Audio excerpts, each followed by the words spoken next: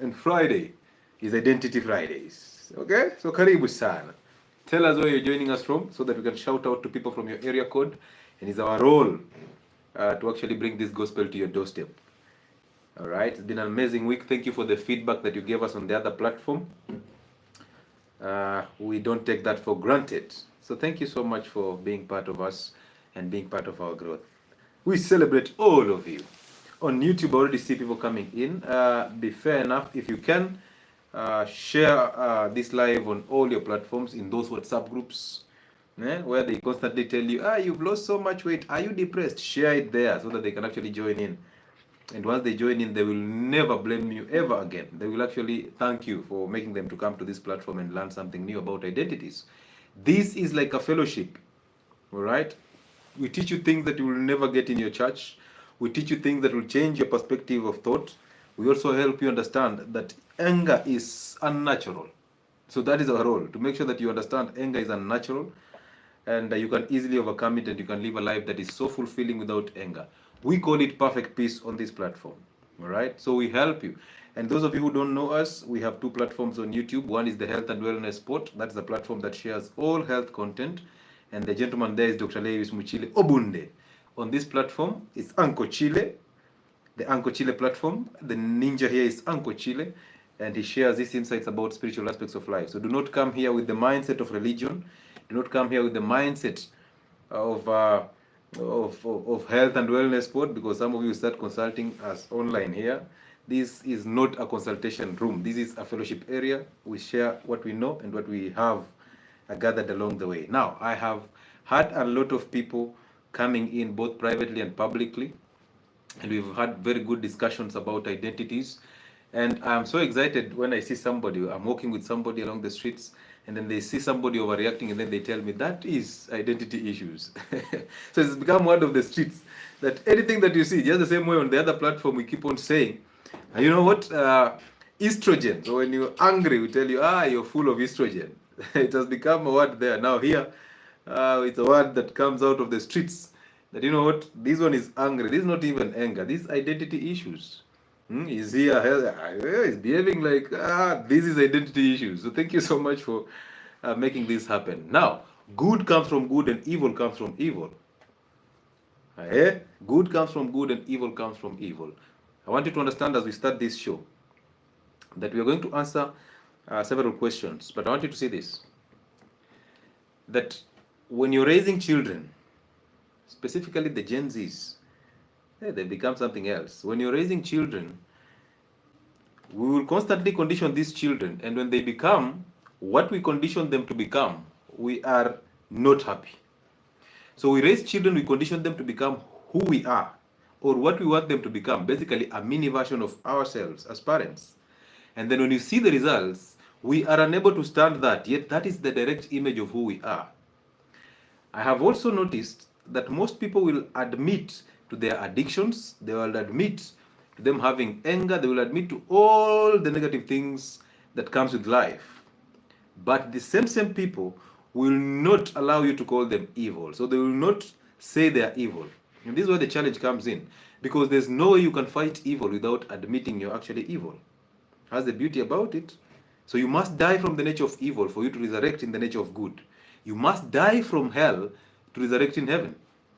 And the kingdom is here right now. Stop thinking about that thing that you're going on there. There's nothing like heaven there where you're going. No, it is here. It is inside you. So the kingdom is here and it's right now. Perfect peace is the kingdom of heaven. When you have anger, you're living in hell. When you have fear of anything, you're living in hell. When you're looking at your children and wondering, where did these ones come from? And I see most of the fathers, they start shifting the blame. They start saying, Chana is like the mother. This one behaves like the mother. Now you are separating yourself from these issues. But once we start this conversation, we always make it standard that there is an order, the spiritual order of life. Some of you call it the order of God. There is a spiritual order of life, that God above men, men above women, and women above children. That is, anytime we will be doing these lives, please let us be reminded, and we'll remind you that there's a spiritual order of life. You cannot outdo that. From God to the man is love. From man to the woman is love. From the woman to the children is love. The other way around is respect, submission. There is no way a woman can love a man. If a woman loves a man, I told you, that becomes the son, because women are only capable of loving their children, products of their womb. There is no way a child can love their father. No. Love comes from the father to the mother, from the mother to the children. The other way around is respect and submission. So when you tell us, oh, I love my mother, I'm like, identity issues. When you tell me, what, I love my father, identity issues. You can have a relationship with your father, but that does not mean you love, because again, remember this, human beings don't have love. They don't. No human being has love unless they've died from the evil nature and resurrected in the nature of good, which is the nature of God, because God is love. So when you ask me who is God, I'm telling you this: God is love. It's a spirit that lives inside you, and the one that actually protects you from the evil nature. So once you understand that, you will know, hey, am I trading dangerously? Why am I constantly going to church? I'm not telling you not to go to church. I'm telling you this: you are constantly going to church without a brain. And I saw somewhere Joshua Mponga saying that most Christians, they leave their brain at the doorstep. When they get to church, they leave their brains at the doorstep. They will not question anything, because if you question, it's a problem. It is a problem. I love my husband. Winnet, you love your husband. Hey, where did you get the love from? Because women get love from the man. So where did you get the love from? It is unnatural for a woman to love a man unless your husband is your son. And actually, by the way, on that note, Lynette, thank you for bringing it up. Do you know that mothers are making their sons their husbands? Did you know that? Shida imeanza. Mothers are making their sons their husbands. How? When a son is constantly providing for you because you're asking for help from your son, you're making your son your husband.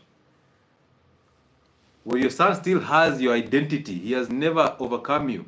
And then he ends up marrying you in the marriage. You are the husband. So mothers are actually constantly making their sons their husbands.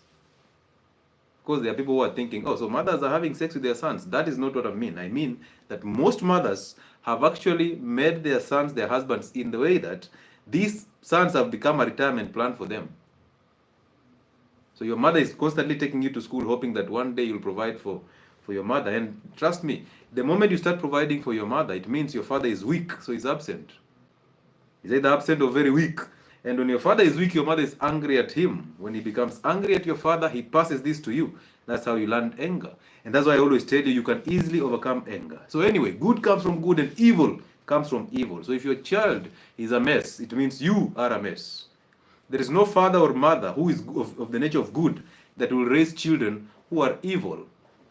That is you. That is a mini version of yourself, and you're unable to look at this son and say, you know what, this is just me. So therefore, I must help this son of mine to overcome my nature.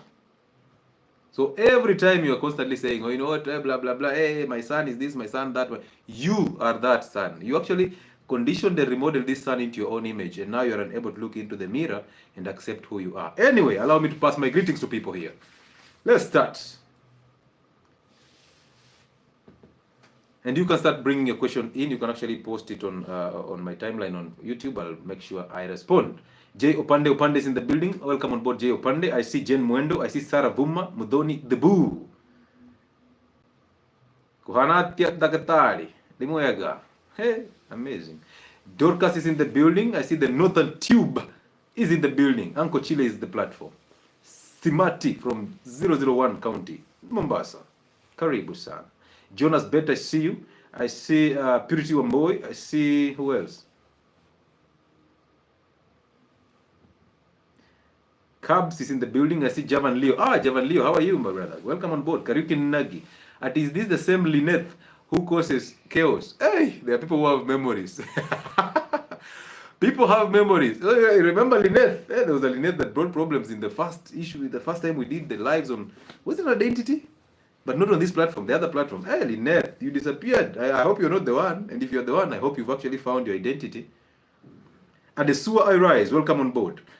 I see Live Fit, I see you. Welcome on board, sir. And thank you so much for being of support to us. Uncle Chile, straight from Sioki.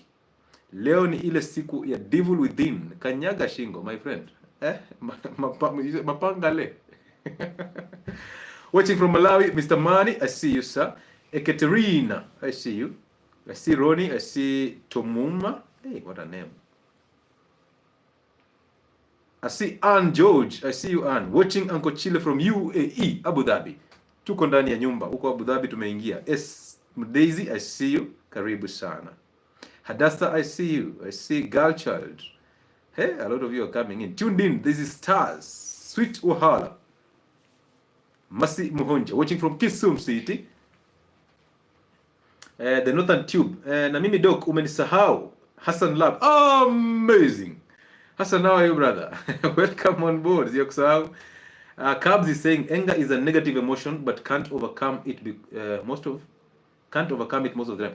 What do you mean by you can't overcome it most of the time? For you to overcome anger, you must first start by accepting that, you know what, I am an evil person. You see, most people will say I have anger, but they will not say I'm evil, because they associate evil with very bad things, which is okay, because evil is actually the bad thing. But you don't associate anger with evil. And I'll tell you this for free. All these false identities that you put on, depression, oh, I'm overthinking, oh, I am angry, oh, I hate, I don't like this. All these are just small demons from one house of evil. And that house is that anger. Because anger is the nature of evil. So once you have anger, you don't have love. How will you even love your children? How will you raise children? How will you think you have love for other people? Remember, I told you love is not in human beings. No human beings have love. So when they say to you that they love you, they're actually trying to seek validation. Okay? When somebody says to you they love you, because I see this all the time, men telling women, oh, you know, I love my wife. You don't. By the time you're just thinking of telling us you love your wife, and you're telling us, you know, I'm proclaiming this, you are lying. You don't know what love is, because those who love, they provide, they protect, they penetrate, according to His Excellency Mr. Amerix. Yeah? Yeah, so they love by providing. Men love by providing. The language of men is to provide and to show protection, both emotionally, financially, and physically. That's how they show love. That's love now. And they cannot do this if they don't understand the order of God. Because if you understand as a man that God above men, and then men above women, and then women above children, you will know that the only person who can provide for the man is God. So there's no woman who can provide for you. So if you're there as a man and you're being provided for by a woman in the name of we are growing together, is a lie. You're not growing together. You're actually growing and using her emotionally and sexually. And you know very well, after you've actually attained your goals, you're going to get a younger version of that woman. So stop using and converting that woman into a slut. Hello? So the modern man is a slut maker. And the modern woman has become a slut, right? Because they dish sex for validation. They give sex so easily for validation. I love this man, so I have sex with them. So you give out sex so easily because you want to be validated by the man. And nowadays there's something in Nairobi called kugongewa.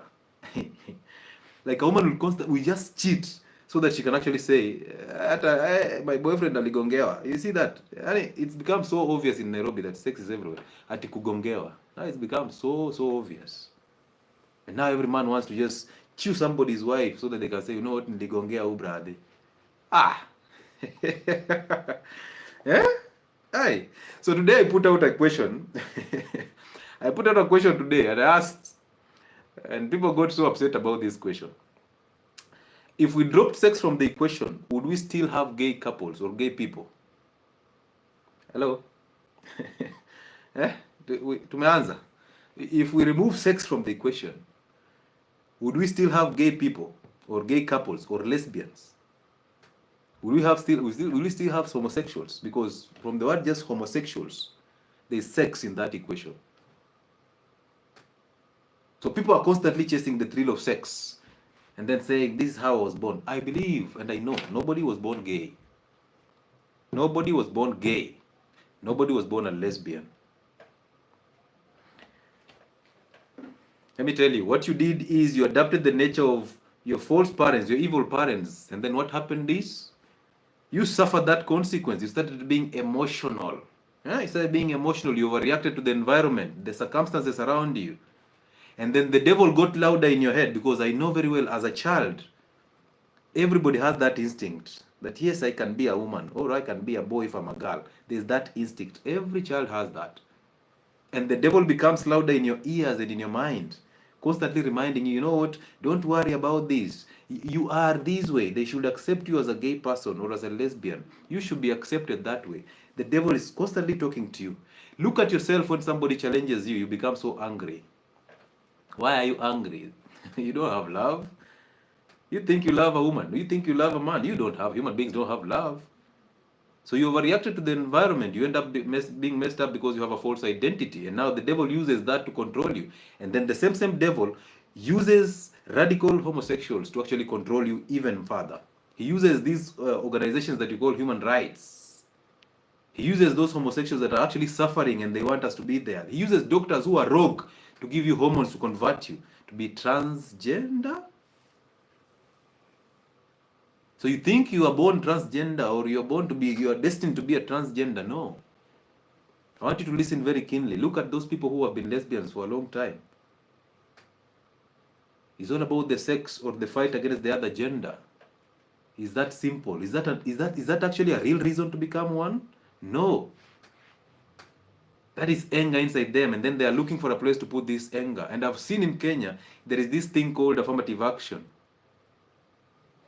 Affirmative action for women, that women should be given this because they are women. Imagine that. Like, we don't have brains, so we consider women so weak that they have to be given these positions because they are women.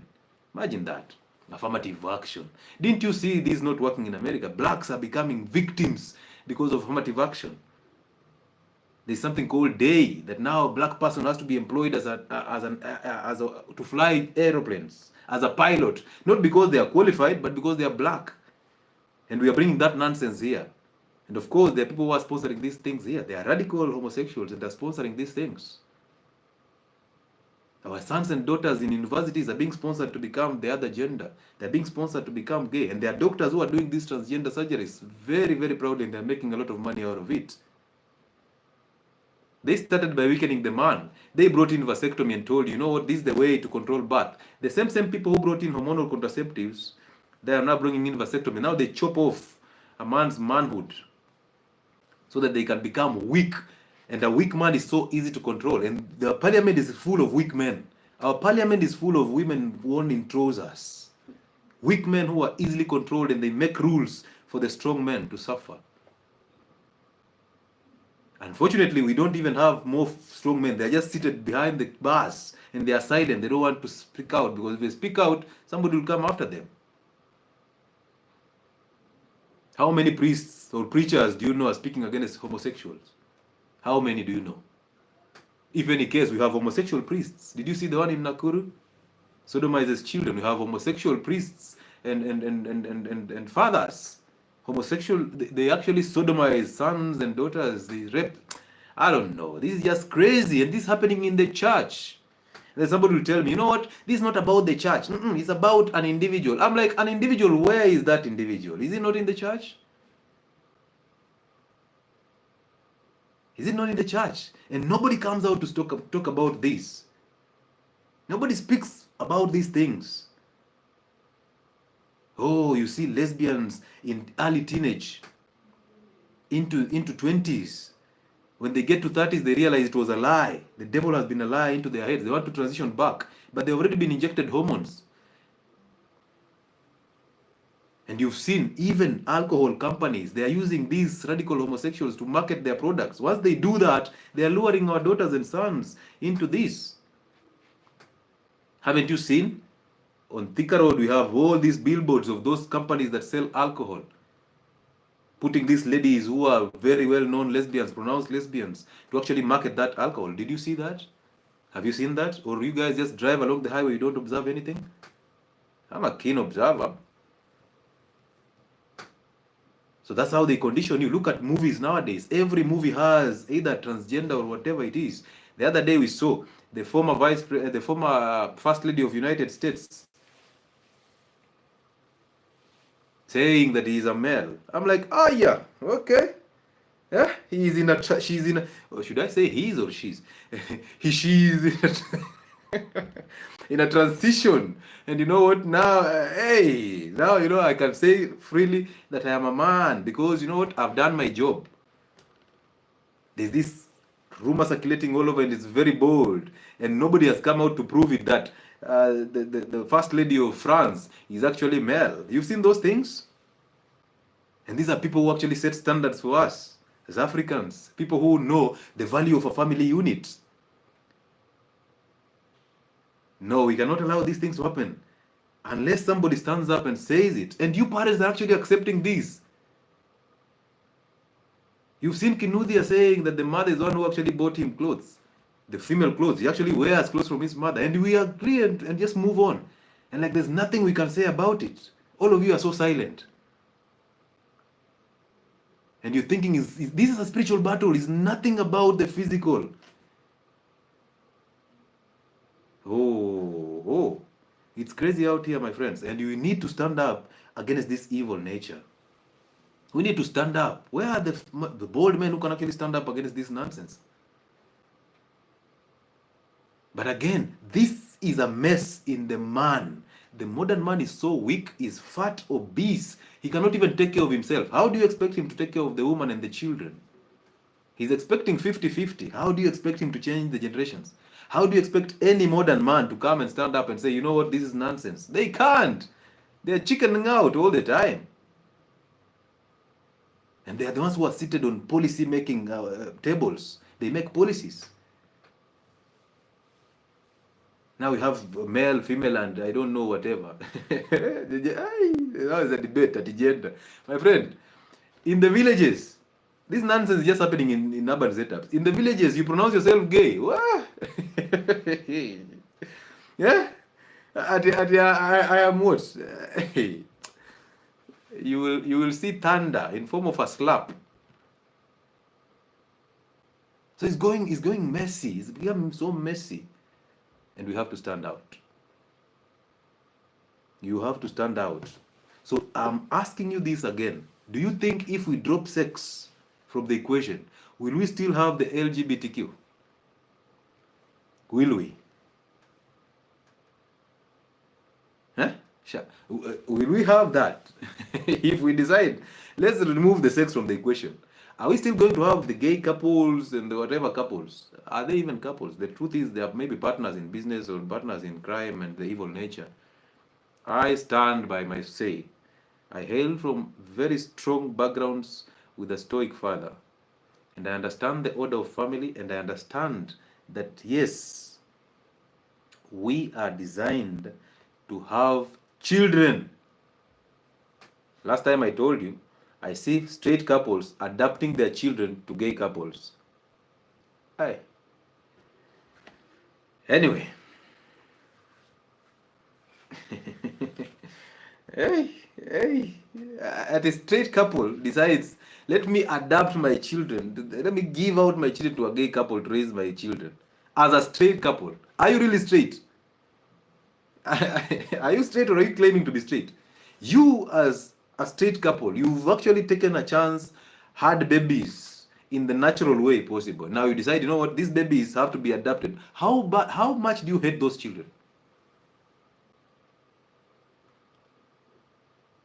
Now, all we have is movies, TV shows, books with drag queens and people who are addicted to sex and trying to condition our children that, you know what, it's okay to be who you are. The devil uses other people to condition you. Don't you see that? And as a child, when you're growing up, you knew this was not right. But there was a lot of energy trying to pull you toward that direction. You know that? Because of the radical people who are actually trying to convince you, you know what, you are good this way, this is natural, don't be afraid of this, just come out. Was it last week or so when I saw at the lesbians week, and they're like, oh, you know what, I'm a proud lesbian and all that. I'm like, oh, you're not proud, because if you're proud, you will not tell us. Why are you seeking validation? Good Joseph, I see you, sir. How are you, brother? Thank you so much, brother. Thank you for coming through. Nimeamua leo kuchoma. Yeah? So when you popped out of your mother's womb, the moment you popped out of your mother's womb, the conditioning began. Immediately that happened, conditioning began. You started playing a victim because you're taught that by your mother. You started adapting your father's weaknesses. The society came in with its own idea. The church and the mosque came in with their own ideas. The temple, all of these were coming in to show you something new, so they taught you something new. That's how all the problems began. So now, you've spent 18 years of your life being conditioned to be this type of person, to get to this age to get married, to do these types of things to become successful. Success that cannot even be explained. And then now you get to this age where now you start knowing yourself. Now you have to spend a whole lifetime seeking your identity. Imagine that. If any case, you'll be lucky if you started seeking your identity at 19. Because most of us, zero identity from day one all the way to 30. In 30 years, after being whipped by several women or men, after being whipped by financial crisis and all that, you hit the rock bottom multiple times. And that's when you start seeking God and start seeking for solutions. And now, anybody who tells you who you are, you get so angry. I remember somebody told me in 2016, you are behaving like a woman. My friend, I got so angry with that statement. But the truth is, I was actually behaving like a woman because I was so emotional. I used to play a victim. When a woman leaves you, keep on blaming the woman for leaving you. Yet you are the weakness. So when somebody tells a man, oh, you behave like your mother, this guy is so angry, why are you talking this way about my mother? That definitely tells you have an identity of your mother inside you. And most men have an identity of their mothers. That's how they end up marrying their mothers. Because they are constantly running away from the resentment to their mothers, and now they end up attracting their mothers in a marriage. Hell on earth, all your life. And you ask them, do you resent your mother? They say, no, I don't. I love my mother. But you see, whatever you love becomes your God. It controls you. And yet you know very well, by the time you say you love your mother, it means you don't love her because you don't know what love is. You hate her, but you're in denial. You don't just know. Because she remodeled you into her own image. Because your father was weak. A father's role is to protect children from being reconditioned into their mother's image. That is the number one role of a father.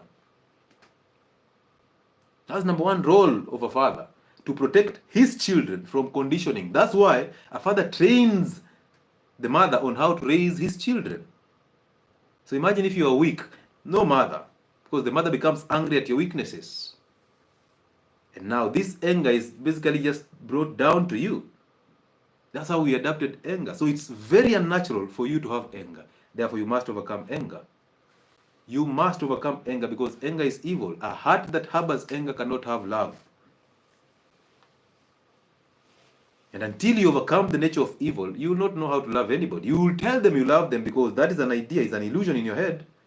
But you don't know how to love because you don't have it. You don't have love.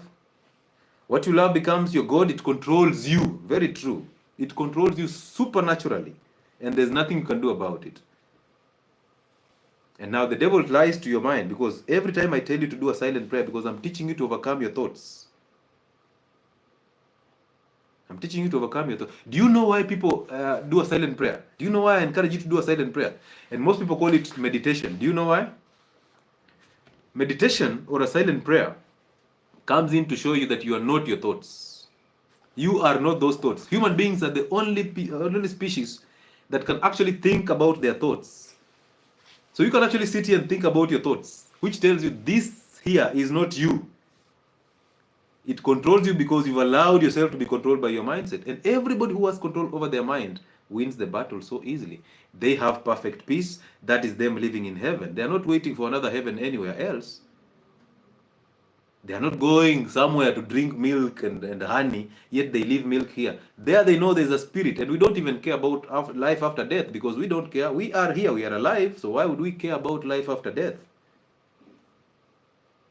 Any thought that sends you into the future or sends you into the past is a lie. Any thought that sends you into a future or the past is a lie because you don't have the two. You only have an imagination. Yesterday is not there, it's gone, it's now in your imagination. Tomorrow, the success you're thinking about is in your head. It's an imagination, and that's how the devil understands the assignment. He makes sure that you will never be stable in the present. So he's constantly sending you into the future and constantly sending you into the past. Remind me of only one thought that brought you present. Yes, 𝗙𝗢𝗓. That is the point. Even the scriptures say, stay still and know God. Stay still and know God. Don't overdo things. You're always being dictated and controlled by your mind. You are never stable. You never stay present. And that's why the same scripture says, bring your thoughts into captivity. Bring all those thoughts into captivity, because once you do that, the nature of God just begins. But the moment you have an idea of who God is, you don't know nothing about God. And trust me, those ideas that you have, you are taught by somebody. That's why I taught you how to do a silent prayer. And by the way, let me take you through this silent prayer thing, because it's something that you actually need to exercise on a daily basis. And it's not easy. The 10 minutes of a silent prayer consistently is no joke. Oh, so do this. I see people doing meditation or a silent prayer. They turn on candles. They put music on low volume. They're there trying to cross their legs and trying to do things to just focus. Maybe you're just... Let me tell you this. Those things can come later. In the beginning stages of finding your identity and trying to control or have power over your mind, this is what you do. No candles, no music, no crossing legs. Simply sit down. Find a quiet place. Okay? Go find a quiet place and just sit down and let the prayer begin. Don't prepare for anything. You go into a silent place, sit down, and just relax. Okay? The first thing you should focus on is to learn how indisciplined or undisciplined your mind is. My friend, we have 1,000 things going through our heads every time we are doing something. We are ever distracted from the real things. You set a goal, but before you achieve that goal, there's 1,000 things that are coming in to distract you every single day. So therefore, you must overcome that. And this is actually me trying to help you overcome stress levels. Stop telling us, oh, I'm stressed. You're not stressed. You're adapting the identity of stress. That's an identity of evil. Just overcome it. Go sit in a place that is so silent. Take about 10 minutes. You can even put an alarm. 5 to 10 minutes. And just listen to your thought. Learn your thoughts. Just listen to how indisciplined your head is. A lot of things going through which are just nonsense. They are sending you into the future. You want to be successful. You want money. You want this type of car. You want this type of family. All that nonsense in your head. Others are sending you into the past. Oh, you know what? Why am I doing a silent prayer yet? Yesterday I just masturbated. Why am I doing this when I'm a lesbian? I don't have to do this. I don't even believe in God. Why am I doing this? This is going... Hey! Listen to that in discipline. You will understand what I'm talking about. Okay? Because when you understand that in discipline, you can easily control that thought. So sit down, close your eyes, and in the beginning stages, focus on your breath. Okay? Focus on just how you're breathing in and how you're breathing out. Breathing in and breathing out. Focus on that. Do not focus on anything else. Allow every thought to flow into your head. You'll actually realize that there are so many thoughts going into your head in 10 minutes. Okay? I tried. My thoughts were everywhere. I couldn't continue. Yes, I know that. And that's what I'm talking about this. Because the silent prayer is not for everybody. You must be in control of your mind. So when you remember, your breath is actually connected to your mind. That's why when you're anxious, you're breathing so shallowly and very fast. Right? But when you're relaxed and in a calm state, you're breathing straight from your diaphragm, very deep, and you're taking in air so deeply. That's the natural state when you're calm, and that's the state that you're supposed to be in. So remember that your breath is connected to your mind. So always focus on how you're breathing in and how you're breathing out. That is the only thing you do. Once you do that, you will realize in these 10 minutes, you will have a lot of thoughts. Possibly 100 thoughts will flow into your head. Please do not fight any thought. Do not interrupt any thought. Both the negative and the positive, they'll be flowing into your head. Okay? The moment you just close those eyes, every single thought will start going into your head. Both the positive and the negative. Do not fight it. Allow it to just move there. Allow it to go there. Now, 2 things you will do. As you let these thoughts flow into your head, your attention should be on the breath. So every time you're seeing these thoughts passing through your head, don't follow it. Allow it to just pass and bring your thoughts back to your breath. Any thought that is coming in, allow it to pass, because there will be multiple thoughts coming in. Oh, you know what? I need to eat lunch. Oh, you know what? Why am I fasting now? Oh, you know what? I need to go to work. Oh, this is now becoming so boring. Oh, by the way, all those thoughts, allow them to just go into your head. Don't even fight them. Let them just move on. Okay? Why does it repeat it? Your role is to focus on what? Your breath. Bring it back. Let the thoughts go. The mistake we do is, when we are meditating or we are doing a silent prayer, we are always following these thoughts. The thoughts goes and you follow it. And then another one comes in and you follow it to the latter. You're following your thoughts. Why are you following them? Allow them to just pass. Okay? So you realize, out of these 100 thoughts, most of them are coming in as so negative and you cannot even have control over them. Okay? That's how indisciplined you are. A lot of thoughts coming in and you can't control either of them. You can't even get hold of them. But our principle here is, at some point we have to reach a place where we have one thought in your head.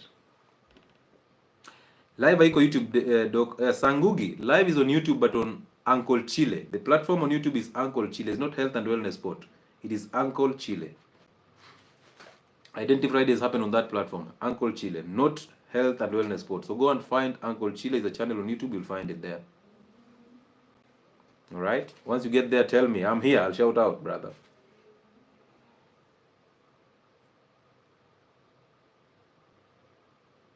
So anyway, as you do that, you'll realize more than 100 thoughts are coming into your head. And all these thoughts are intending to actually distract you from your goal of focusing on the breath. So if you follow those thoughts, you're missing the point. If you follow those thoughts, you're missing your point. So allow them to just go. Once they've gone, bring back your mind to your breath. Keep breathing naturally. That's the only thing you do in the initial phases. And with time, with consistency, that's why we insist on consistency and discipline.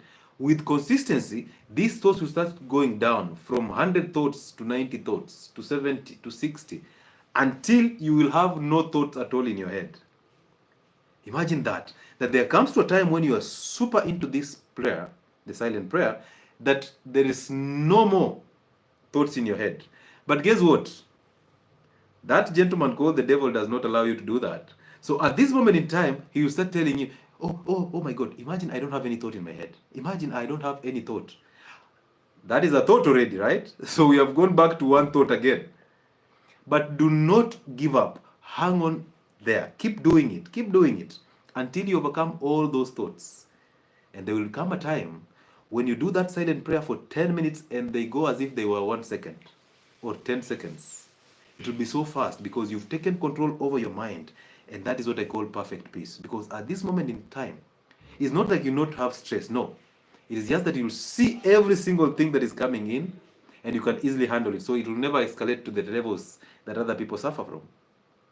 You will realize that there's a lot of pleasure in yourself when you overcome those thoughts. Because most thoughts that give you no pleasure, that excite you to depress you, are not your thoughts, are coming from other people.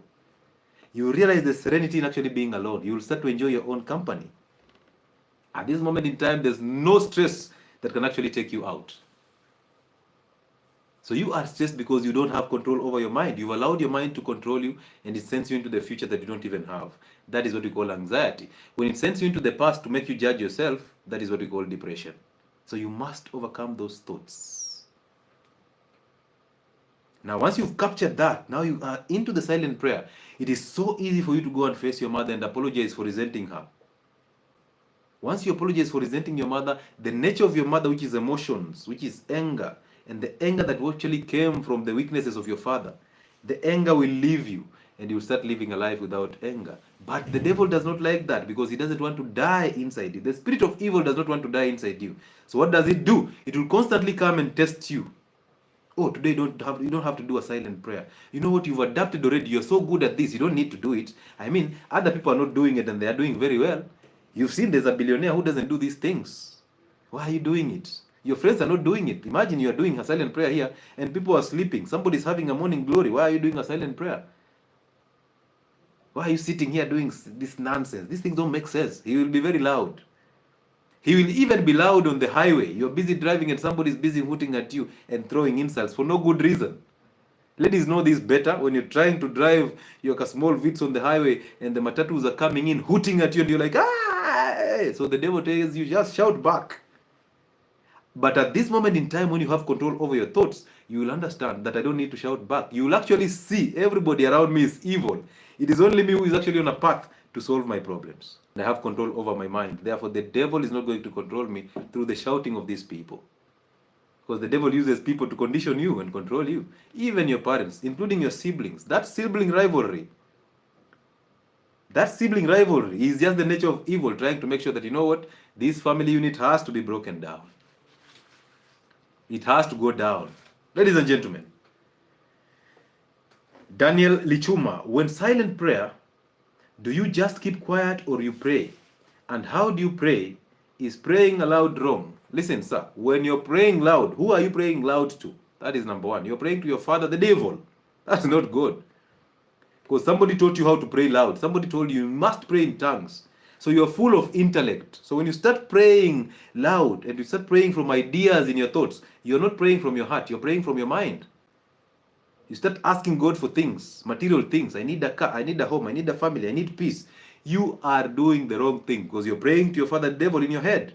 Silent prayers are praying, you're actually having communication with yourself and the Spirit of God inside you, and that happens in your heart. So therefore, silence matters. You don't need to pray loud. Who do you think wants to hear your prayers? We don't want your prayers. And the louder you get, the more noise you become. You are polluting the environment. Never needs to come for you. When I see pastors speaking in tongues and having this voice, I'm like, most of the things we've been taught are just wrong. I'm like, spare your voice, brother. You'll come here and you tell us, now you call pastors daddy, right? So you'll tell us, oh, daddy, daddy is sick, his voice, he has throat cancer. We need to actually changa for daddy.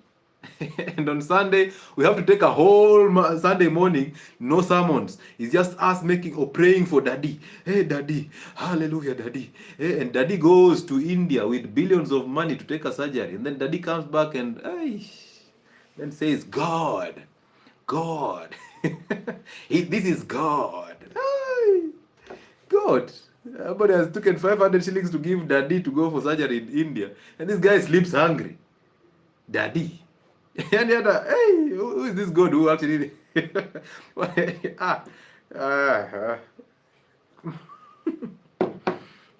Shadaraka I used to think I'm the one who is crazy. Like, how can I not pray in tongues? Why are other people praying in tongues and I'm unable to do that? I used to think, maybe I have the problem. I am the problem. I just wonder, hey, these same pastors have the same problems, even worse than me. Why? Why, daddy? Hey. A wife makes a meal for daddy. Takes a meal 6 a.m. in the morning to daddy in church. The husband is here yawning like crazy. No food in the house. Of course, you who is yawning there is the mistake because you are weak. That's why daddy is taking over. That's the same way the boss takes over in your marriages. And a woman can leave the man in the bed so much erect in the morning with the morning wood. Maybe he's fasting for 48 hours. But weak men cannot fast. So we can't even put them in that equation. So they just say this guy ate wheat yesterday and now he's yawning here in the morning with his one minute erection. And he's told, hey, wait, I have a meeting with the boss in the office. He runs and dresses nicely for the boss. This 1 minute erection will wait. Bro. You'll even be told, kwani leo umemeza ile dawa? Lipitia kwa mama uji pa. Alfredo, Uncle Chile, how about being an extrovert, ambivert, introvert, and identity issue? An identity issue. Listen, sir. First things first, all these labels that you've actually put on yourself are a waste of your time. You are none of those. You're just a human being trying to live life. Allow life to happen. Stop calling yourself introvert just because you don't have money. You know, most people, when they don't have money and they can't hang out around people who have money, they say, I'm an introvert. Some of you who just want to practice all this noise around you, I'm an extrovert. All this there are labels that have been put there by the intellectuals. Bro, intellect is the nature of evil unless you are intellect in the spirit of good. Common sense is godly because everybody is born with it. When you combine common sense with intellect, perfect combination. But most of us don't have common sense. We've dropped the common sense. We've rushed to intellect because we think that is what we need. It is ego. All ego, brother. All ego. And let me tell you something. You don't need any advice from anybody. Trust me, you don't. You don't need my advice. My role is not to advise you. My role is not to become your role model. My role is to point you in the direction of light so that you follow the light. So this is the problem. I've seen most parents telling me, I want you to be a role model to my children. I want you to actually come in and train my children this. I want you to organize boot camps for our sons and all that. I'm like, listen, by the time your son is finding a mentor outside the family unit, it means your husband is so weak. A man's role is to teach children God and the ways of God, the truth and honesty. So by the time that man is unable to teach your children, it means he failed totally. So you chose the wrong one for the 13th time. That marriage is struggling. That's why he's always posting you on WhatsApp status to seek validation. That's why he's always posting your pregnant pictures on Facebook so that you actually get a like. All right? He has to do better. And women, you have to do better. So trust me, personally, I was constantly looking for a mentor. Oh, people ask me, who mentored you in this? I'm like, listen, everything that I've done just happened naturally. I don't even know. Everything happened naturally. Immediately I got my identity, everything just aligned the way I wanted it to. The only difference is, it's not like I have a mentor. The only difference is I have the confidence to speak the truth. You see that? That's the only difference between me and you. I'm not the righteous person. No, I'm just the guy who can speak the truth because I know it. So this is the point. I was constantly seeking for mentors for everything, and I found them. I found a mentor, and every mentor came with a different skill. So I learned these skills from these people. But I realized that for me to combine all these skills and package them in a structure or a form that is supposed to work for me, they will never make sense until I do it myself. So yes, I can learn a skill from you. I can steal this from you. I can know this and learn this from you. I can adapt this from you.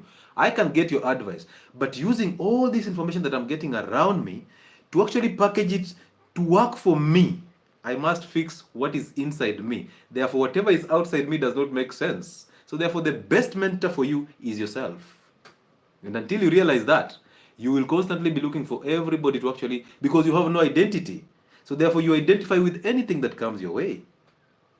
How will you not afford depression? Because when you look at somebody as a mentor, it means he's better than you. You came alone and you are better on your own. You are complete. The only problem is you are designed to be insecure, to be weak, to be emotional, to overreact, to have doubt in yourself. And all these were coming from the nature of a woman. And this nature of a woman overreacted because the father or the man who was supposed to actually humble this nature was so weak. So therefore, most of us, if not all of us, we hail from a family that either there's no father figure, or if there is a father, he is weak as hell. Therefore, the mothers became angry at those fathers because no woman wants a weak man.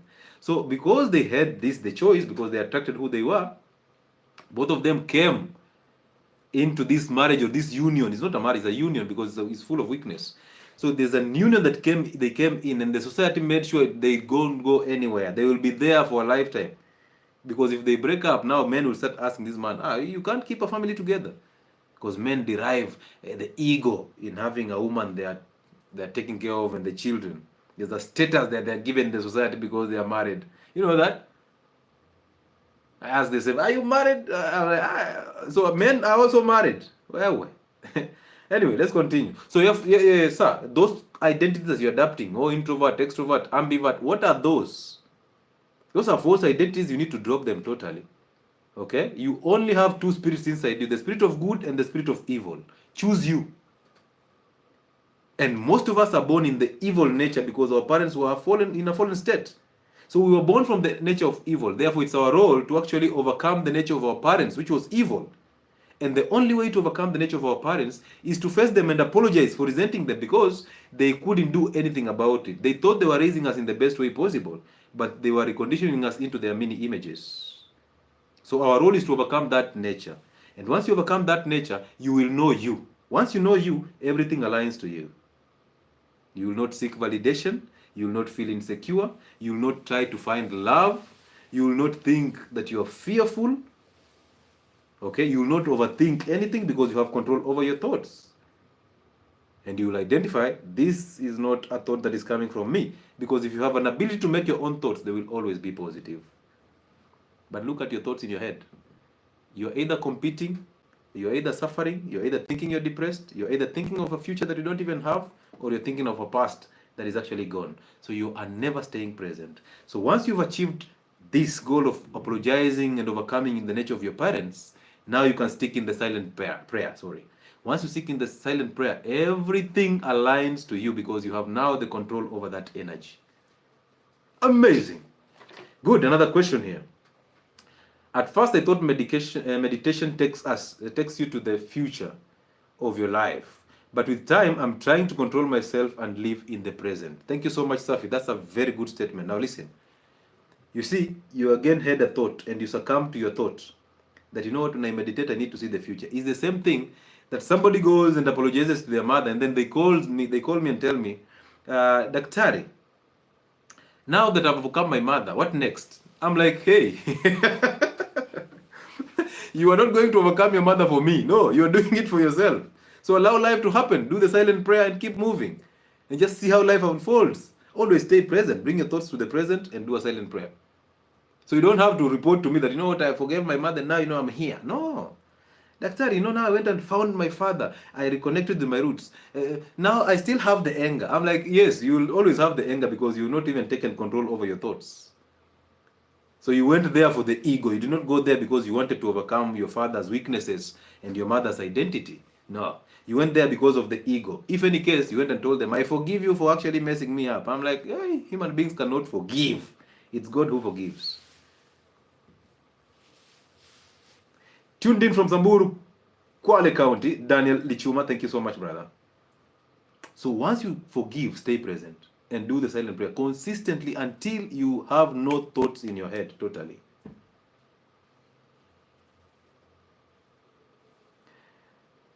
Don't even go there. Daddy and mommy, kunywa maji kwanza. Oh, amazing. This was for this was for daddy in church. You guys call pastor daddy, mommy. Leo tunachanga gari ya daddy. I'm like, well, okay. Tunachanga. Tunachanga daddy. And that time the church belongs to daddy. So tunachangia daddy na kanisa ni ya daddy. Hey. Please help me today. I have a serious identity related issue to share. Oh, who is this? Sir Steve. Sir Steve, you can come in. I welcome your thoughts.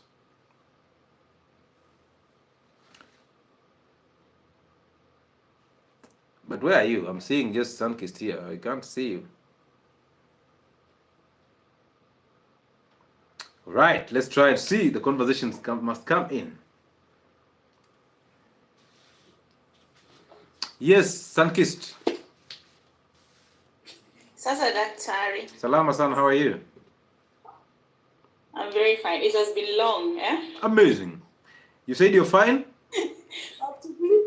Today you have a very good topic, by the way. Oh, very good topic, huh? Trust me, I'm the home of good topics.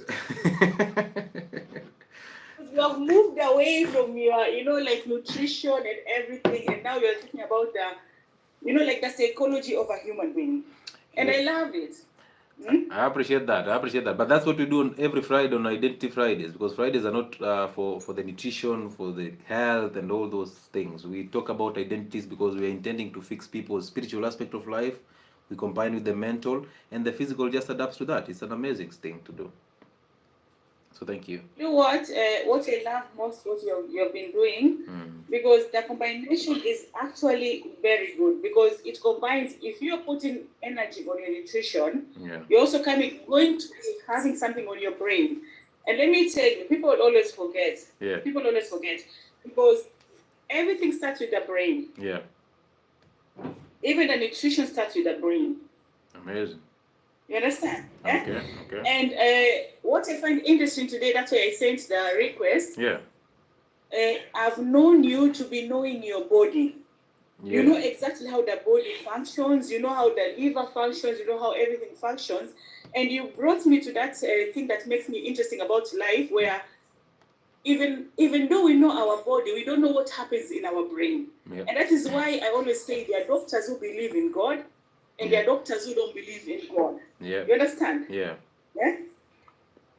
And in your case, you're those people who you know very well, this is my body, this is how the body works, but it is also me who controls my mind. Yep. You understand? Yeah, sure. Yeah? Yep. Pasa, the only thing, me, I was also brought up in a very Christian family. I used to go to Sunday school, you know, kila Jumapili tunakuwa shilingi mbili, nenda nimpatie kanisa. Yeah. Unaona? Nenda nimpatie pastor, nipatie ni kanisa, maisha yaendelee. Yeah. But unajua, when I grew up, I started asking myself, does the money really land to God? You understand? And we're not going to go there. We're not going to go there. But I'm asking myself, because we are in a generation where we have internet. We see what our pastors are doing. You know what our spiritual world is doing to us. Yeah. And I came to that conclusion. I am with you, by the way. I am with you. I came to the conclusion, we can heal our brain.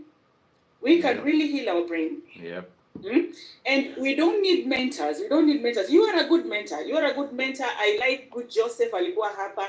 He's a very good mentor. I follow that guy 100%. You understand? Yeah. I follow good Joseph 100%. And I love reality. I love reality. And you are a good mentor. I love how you put your nutrition value and you put your spiritual value. What I wanted to say, 5 minutes and then I drop, about the story na lesbian, na gayism, I was like you. Yeah. And I'm a pure lawyer. Let me tell you, I'm a pure lawyer.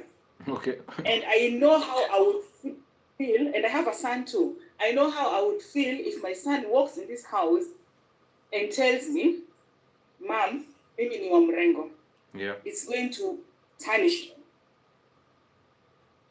Why though? I will not feel good. Why? Let me tell you why. Yeah. First thing, we grew up believing boys bring a generation to our family. Yeah. The guys are going to marry. They're going to marry their husbands. They're going to get their names, and the children start following the names of their husbands. You understand? Yep. Yeah. So when we get boys, and we can argue the way we want, you can be as modern as you want, but once you give birth to a boy, there's that feeling of the generation is going on. You understand? The family we can be as modern as you want and block it. But you all know, once a boy steps in the family, the generation is going on. Yeah. Understand? Okay. And the feeling of, I have a boy anakuja nyumbani anasema unajua mama mimi sipendi you know, like wanawake napenda mwanamume mwenzangu. I am telling you, that is our worst nightmare. So, as a woman. So you're raising a son yourself? I am raising a son. Are you? I am raising a son, and I'm in that generation. Let me tell you, I'm in that generation where I'm a millennial and I'm a Gen Z. You know, we are just in the middle. Okay. We grew up with another world, and now we are raising another world. You understand? Yeah. And so, are you raising him alone? No. I'm raising. It's okay. We are raising with a father. It's okay. There is no problem with that. Okay. Yeah, but I'm dealing with it. I'm dealing with it as an individual. You know, what do you mean you're dealing with it as an individual? You know, because we started that topic today, and I was like, oh my God. And I'm that person who brought a son in this world. You understand? Eh? Yeah. So can you picture yourself if this person comes home and tells you these stories? Eh? Like, you're not going to have a daughter-in-law, you're going to have a son-in-law as a pure No. There is no son-in-law there because that's not a. That is what I'm telling you. That's just okay. Now you know, hey. Tari, you know, you understand my worries. We were brought up with only daughters-in-law, but we are also in a world where we are seeing also sons-in-law. You understand? And as our brain is working, we understand our whole biology stories. Me, I also went to school, and I know we were taught in biology there's a XY chromosome, there's XXY chromosome. You know, you remember that topic? And the teachers did not want to talk too much about it. They did not want to talk too much about it because it was not part of our society. So they used to go over the books. Yeah. Let me tell you, these things were being told us before. It's only our teachers that were hiding them in the books. Okay. Why did we know about the chromosomes that are too much in a woman that were making other women semenya? Why did we learn them in school? You understand? Okay. So let me drop. Let me drop. All right. That was an issue. I just want to say that. Before you drop, just one question for you. Do you have anger? No, I don't have anger. Oh. I am scared. I don't have anger issues. I know how to control my brain, by the way. And I love the way you're telling people nobody can be your mentor if you've not started mentoring your own brain. So I am with you. So do you have anger? I don't have anger issues. Oh. I'm just scared that I'm a male child in this world, and I'm scared of sons-in-law. Why are you scared? Why are you scared if you believe Because me as somebody who went to school, I know it can happen. But it can happen. But it will not happen because you went to school. It will happen because you raised him the wrong way, right? No, that is what I'm telling you, Daktari. That is where we have an issue, because if it was taught, then I know it is there. You know, I know it is there, and I cannot change it I cannot change it in my boy. I cannot change the genes. I cannot go there and say, if you take Mwarubaini, that gene that is there in excess will come out. You understand? But you must believe that if you raised him the right way, he will be able to overcome the storm, right? But can I change the DNA system in him? No, but there's no DNA. There's no DNA for gay. But why were you being taught about those chromosomes? What you are taught, you've been taught everything wrong. You've even been taught to pray in tongues, right?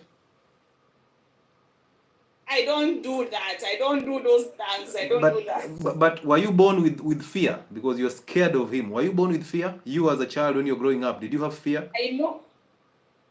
I did not have fear. I know fear, you get it from your surroundings. So why did you allow it to get to you? Because now you're scared of your son instead of being confident that, you know what, as a mother, I have raised him into this son that can actually stand the storm. Why are you afraid of him? Or why are you afraid? Why are you scared for him? So, Daktari, you want to tell me that whatever is happening in his body, I can reconstruct it. Yeah.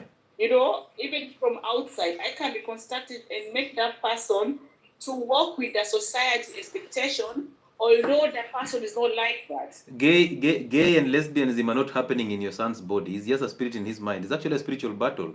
And it has nothing to do with genes. It's nothing to do with what he was taught. It's just him trying to overreact to the environment and possibly how he was brought up. Now, listen to me keenly. You see, whatever you're scared of is coming to happen. Do you know that? No, it's not going to happen. Because if you have fear inside you, you don't have the nature of good. Therefore, you'll attract what is actually inside you. You know that? Okay, what I know, I say from the beginning. But do you know that? Do you know that whatever you have inside you, you'll attract it? Do you know that? Okay, you're going to the other type of another form of spiritual attraction. Yeah? No, there's just one field. Everything is spiritual. It's either good or bad, wrong or right. Everything is spiritual, black and white. There's no in between. Because we attract who we are. So if you're scared of how your son's future will be, one, you're living in the future that you don't even have. That is one. Number two, you must be scared because there's somewhere you're thinking, maybe I did not raise him right.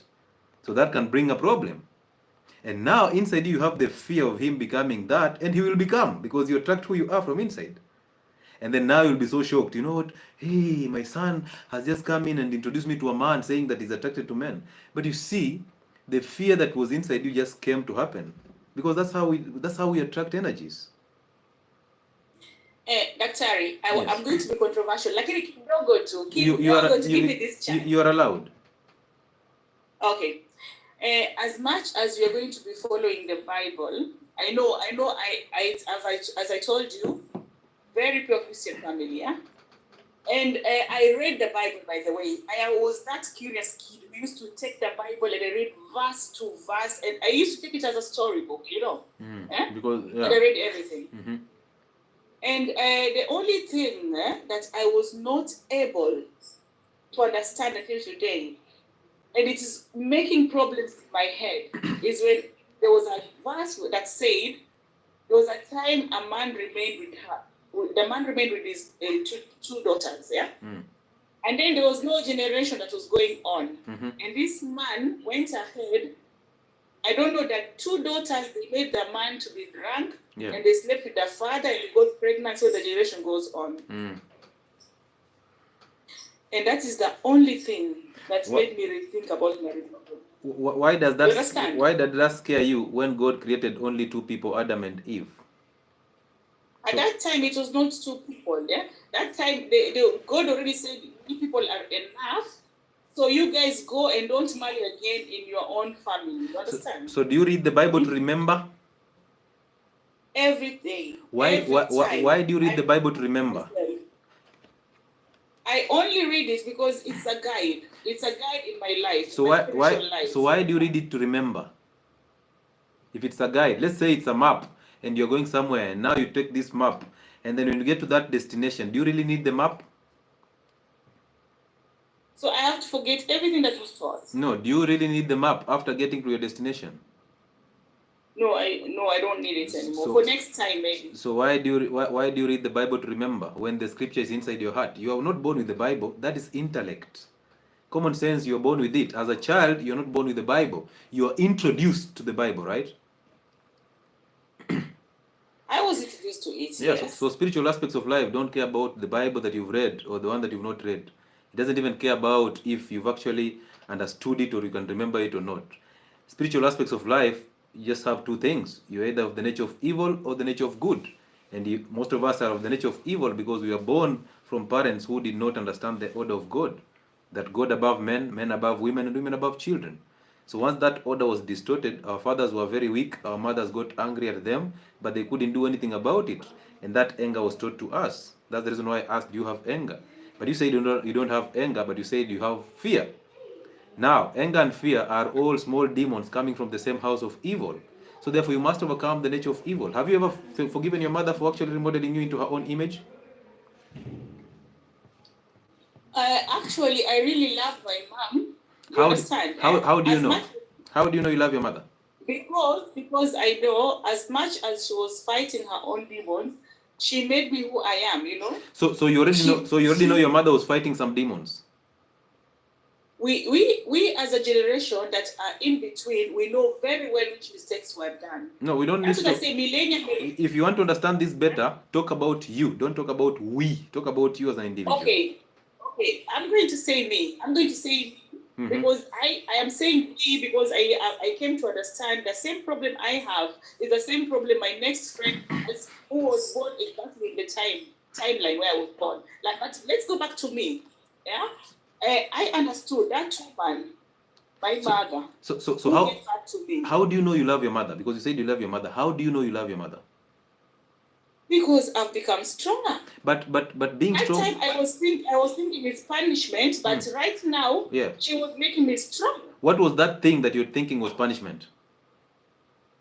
Let me say, if I come in a house and I break a glass and the woman shouts, the mother shouts, you understand? At that moment, I come to realize you cannot just go around. Breaking things the way you want. All right. And so do you shout at your son? Of course, sometimes I always shout as a signal. Like a signal. But later you go back. Why is it hard to just tell your son this is not right? Why would you shout? Why do you find the need to shout? Daktari, if you did something, let me use a very simple term that we understand as Africans, We are still going back to you, not Africans, you. I'm just saying so that you understand, we come in the same page, Umepatikana ukiramba sukari. Sukari ilikuwa ni ya kesho ya kukunywa chai na kila mtu, Wewe umepatikana ukiramba peke yako. Unairamba peke yako, umalize peke yako. Na ilikuwa ni ya kunywa chai na kila mtu kesho. Unaona? Utaambiwa wachana na hiyo ujinga, usirambe tena, ni ya familia nzima, utaachana nao. But the evil in you, because our brain, we always have A and B. A tells you nenda urambe, it is tamu. B tells you think about your family. You also need the sukari for tomorrow. Okay, so you understand? So mimi nitaenda nirambe tena. Then our brain needs a signal. It needs stimulation to let us know.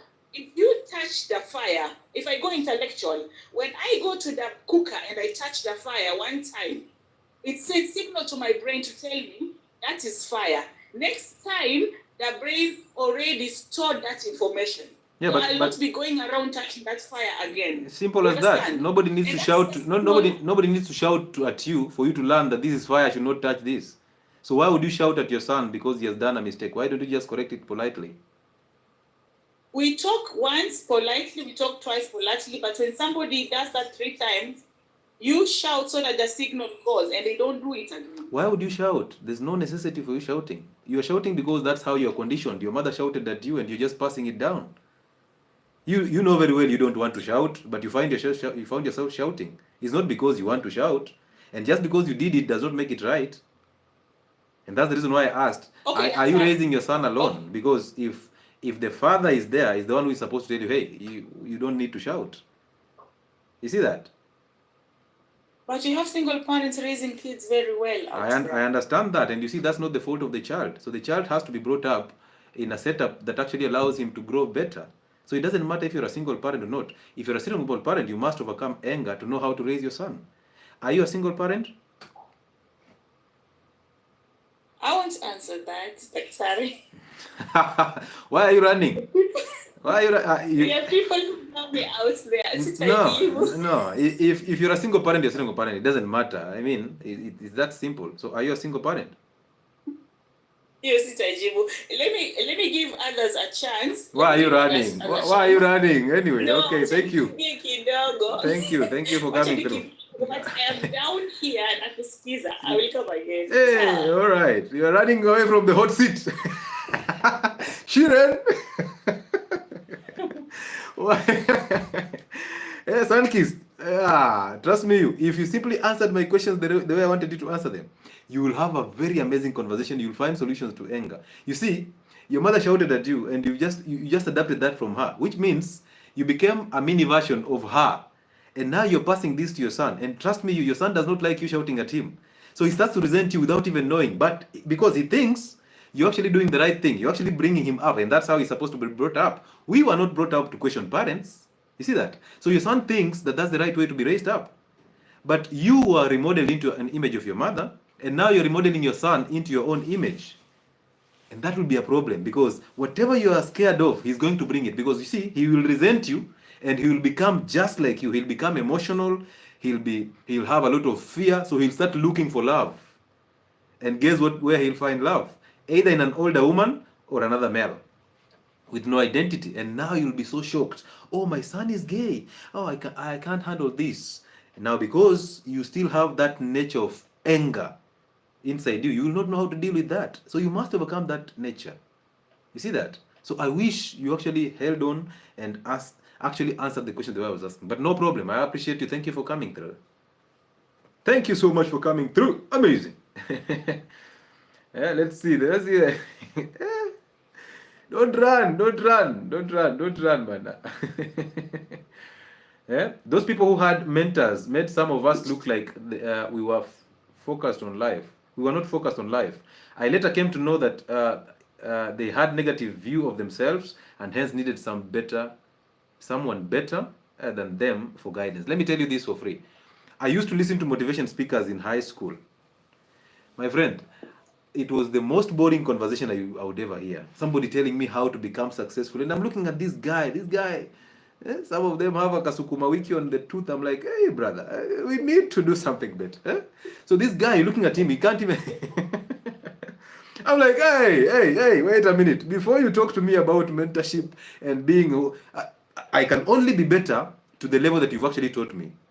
So if I want to be richer than my father, I must look for somebody who will actually, who has surpassed my father's riches. Right? But you see, when I'm looking for somebody to mentor me, it means from inside me, I'm so empty. Therefore, my father was weak or absent. So inside me, I'm hollow. That's why I'm looking all over. I'm trying to find validation from outside. I'm trying to look for something to just hang on. It's not going to work. Because your real life is not outside you. It is inside you. Yes, Sir Steve.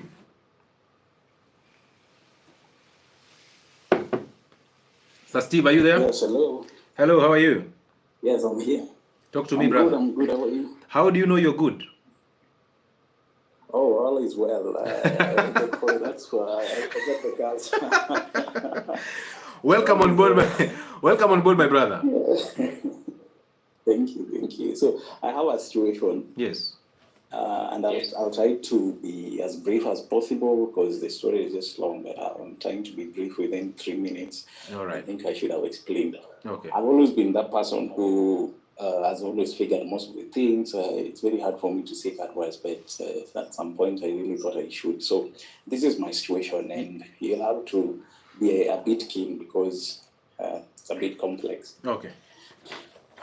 Yeah, so one, I have a father. I'm a firstborn in a polygamous family of 3 wives, and these 3 wives, I mean, my father, I'm the firstborn, and my father married 3 wives. My mother is the first one. Okay. Then there's a second one, and then there's a third one. So, my father, right now as we speak, my father lives with a third wife.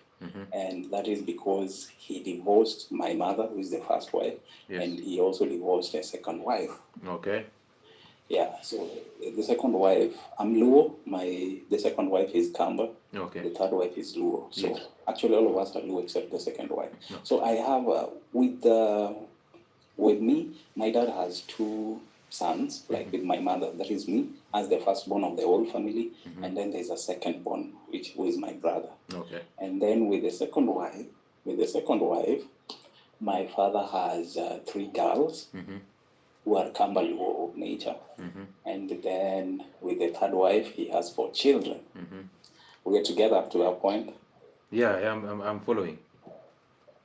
Okay, so what happens is after my father divorced the first wife, who is my mother, and the second wife, now that he lives with the third wife, there are things that have come up. Like, I've always had a good relationship with my father. I've always gone to visit him. Of course, when I was growing up, I found myself in a situation where my mother was telling me, your dad is not good. After they divorced, the common thing. And my dad was also telling me, your mom is not good because of this and that. Luckily, I got a chance. Like, I was lucky enough to go through education, 844. And when I did 844, I mean, I loved philosophy, and I got to be a good thinker. Yes. That's according to me. Okay. So somehow I realized that, and now I'm 30 years old, by the way. Okay. So that means I can figure things out. I've dated women. I know that, I know how things may happen. So I'm never judging my parents. I'm like, dad and mom tried and it never worked. That's where I ended. I have a relationship with my mother. I have a relationship with my father. Now, the specific issue that I'm asking about starts when now you see, after my dad divorced the second wife, the second wife, after my dad divorced the second wife, he was never into the girls' lives. Like, was never supportive in any way. Yeah. Or maybe at some point, the girls could call him, tunaenda shule, they were high schoolers, to send us some pocket money. Maybe he could send 300, 400, which according to me, those were just contributions that are somehow irrelevant, because the truth is that he never paid any fees. The mother struggled. Yeah. The mother never got remarried. My mother has never remarried. But the mother struggled looking for bursaries, whatever, until the kids, and I supported, because now for me, I had completed my campus education. I was doing a bit of online jobs and whatever. I had a job, let me just say I had an income by that time. So I supported them through high school. Right now, I have a job that I can say is good by Kenyan standards, a job that is above average. And now the sisters, these are step sisters. Remember, for me, I don't have a sister. I just have one brother from my mother. Yeah. These are step sisters, and I'm talking of the 2 of them who are from the second, from my stepmother. Yes. So you supported them. The second, yeah, exactly. So I didn't support them in terms of fees. I agreed. I told the mother that for me, I'll support them in terms of pocket money, materials. I'll never pay fees. Yeah. But education materials, I supported them. So right now, one is in a university, another one is in a college, and I still support them by providing the small things, things that they need. And what hurts me, or where the problems, this is now the problem statement. The problem statement comes where, when after the 2 girls cleared high school, they were to go to higher level education. And for me, I graduated in 2017. So that means I had quite a lot of, like, I understand higher education, I understand the importance of education. I like charity. I am associated with organizations that do that. So I asked myself, how can I help charity? How can I be of assistance of other people? And I have stepsisters who need my help. Then that means I'll be pretending. Yeah. That means I'll be pretending. So what I did is I've been supporting them, and so I guided my stepsisters on how they can join higher education.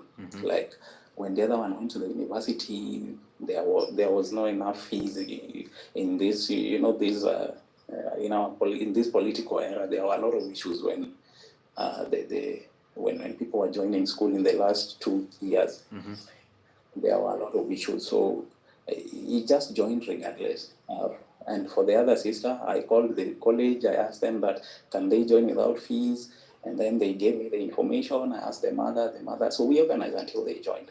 So the problem has been that when I took them to school, my father called, and he was not happy. He actually called the girls who are actually his daughters, and he told them that, why didn't you tell me that you are going to school? And he knew that these people were to go to school. He never liked the fact that I took them. And we never consulted him. Yeah. Because for the one that went to college, I took her one-on-one to college. We never had fees, but we paid for the hostel and applied for all these government loans.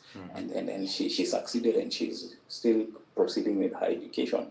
So father never liked it. And that is the first time I never talked to him for 1 year straight, because I was angry that if these kids told you that they were, actually you knew that they were supposed to go to school, you are the one who is supposed to follow up. How comes that when after I take them to school, you call them when you are angry that you were not told? Like, according to him, he feels like he should be told that now you are going to school. But what we know, because this is our father, it's someone we have known, we knew that he was not going to take them to school. He was just going to look at them. And this comes as a result of, you see, after they divorced,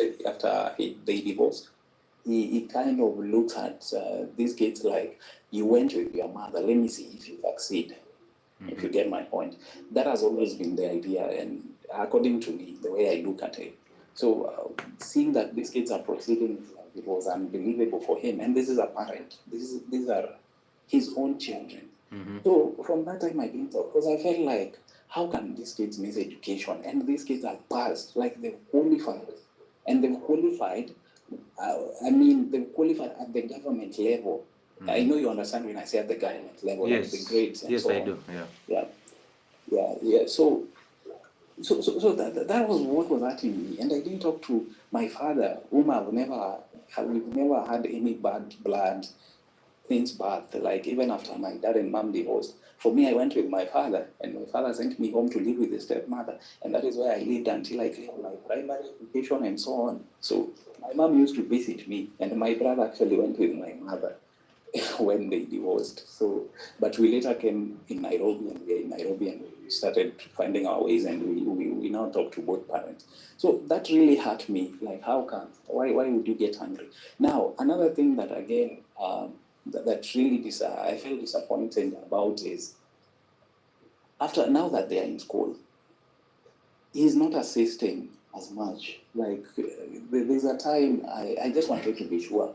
And then my sister texts me, because I'm 30, I have a wife. I just got my first child 2 weeks ago. Amazing. So I also have expenses. Yeah, I also have my expenses. I have my life, and I have my everything. I have to figure out everything. Things are happening everywhere. So I expect him to help his children. So at one time now, my stepsister texts me, because he knows that if she texts me, she will get the assistance that she needs. So she asked me that, okay, I'm doing exam, but I don't have food. So I'm like, have you told Dad? Because I don't want to be to be a victim of this black tax thing. Black tax, because it's been for quite some time since I school now here in campus. Now, then she says she will not. She tells me that he will not help me. why have you tried? And I told her to text him. Then she texts him on WhatsApp so that we see a blue tick just to be sure. And then actually, father actually blue ticks her, and the message reads that I have exams and I don't have food. You can imagine, very direct, very precise, straight to the point. Dad, I have exams, but I don't have food. Like, I feel because I've been to campus and I know what happens there. When, especially when you don't have food and you're doing exam, you really need a settled mind. And he actually blue ticked, and this is something he has been notorious about.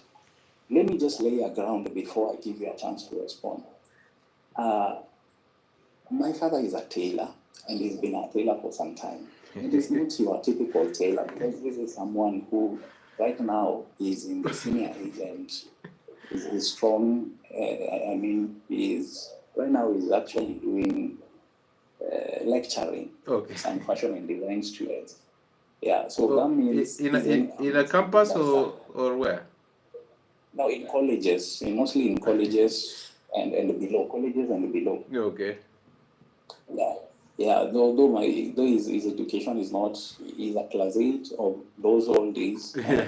Generally, he's smart. He thinks, and I mean, he's a good person. Even if you converse, you'll never see his level of education in how he converses. Yeah, and all that. So, one thing is that these kids are not even asking him for fees because they've never since high school. But they are developing a sort of bitterness. Being a firstborn, I've always tried so much to bring them together because I feel like this is a role that my father never did. Okay. Even my own brother, my own brother has a very, there's a bad blood between him and the father, and that is why I've always tried, like, even when my brother had his firstborn, he called me, like, I asked him, have you told father that you received your firstborn? He said, and he said, like, do I need to tell him? I'm like, no, just tell him, just let him know. Because for me, I've always been operating with my father at a level of formality. Like, he's just a father, let me do what I need to do. Like, when I call him and tell him, okay, I have a firstborn, okay, thank you, you're good, I'm good, done.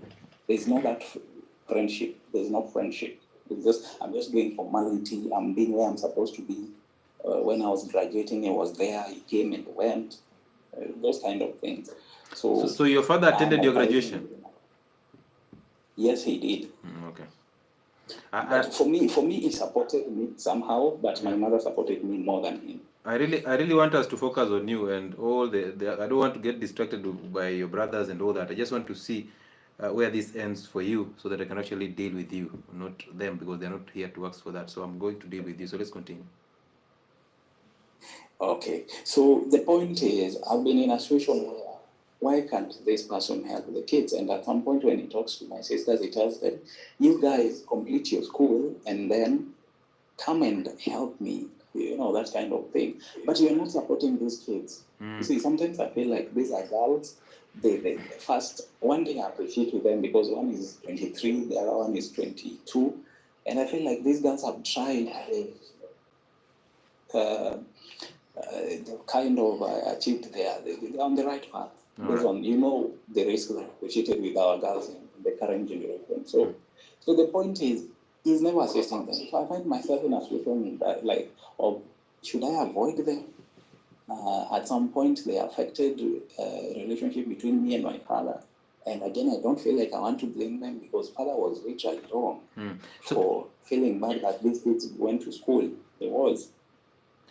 And to date, never assist them. And I feel like he's in a position to assist them. But you see, for the children that he lives with, for the third wife, he provides. So for you, how would you want me to be of help to you?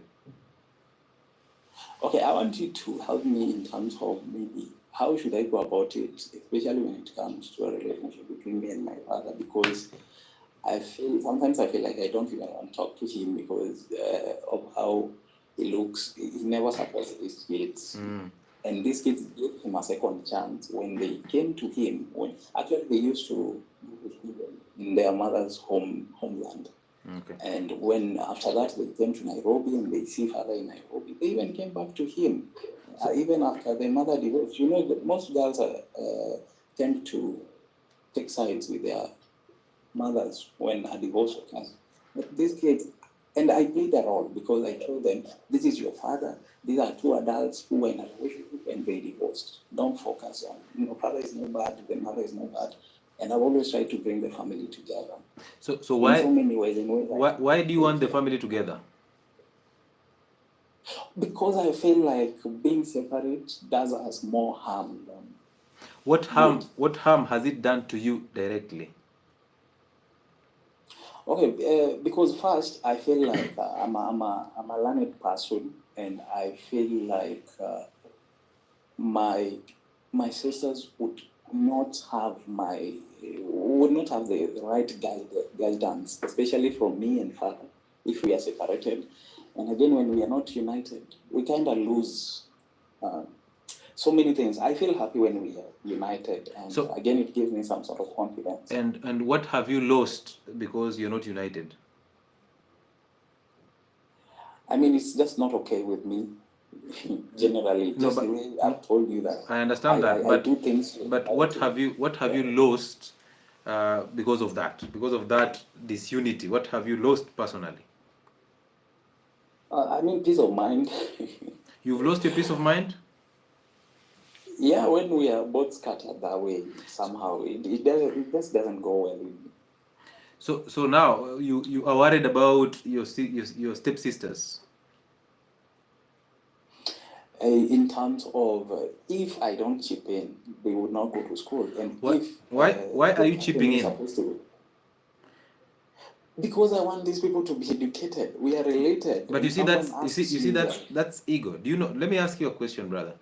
Did you ever forgive your father for his weaknesses? Because evidently your father was weak because he was chasing an ejaculation, and that's why he ended up as a tailor, marrying 3 women. He was not able to take care of these 3 women, definitely, but he was chasing an ejaculation. He ended up marrying 3 women. That's okay, but that's him. And now that you understand his weaknesses, you can't resent him for his weaknesses, because you will not also want your child to resent you for your weaknesses. Right? Yeah. So because you are raising now a child, you've just gotten a child, you're a new father, and now you're resenting your father, you are going to attract the same energy. So this child of yours, will you want your child to resent you because of your weaknesses? Of course, I'm not going to be. I have seen his mistakes, and of course, I'm not going to repeat those mistakes. So in my own understanding, so would you want your child to resent you because of your own weaknesses? I see no problem with that, because if I'm not a strong father, if I don't stand and then he resents me for that, I would have no problem with it. And what is a strong father?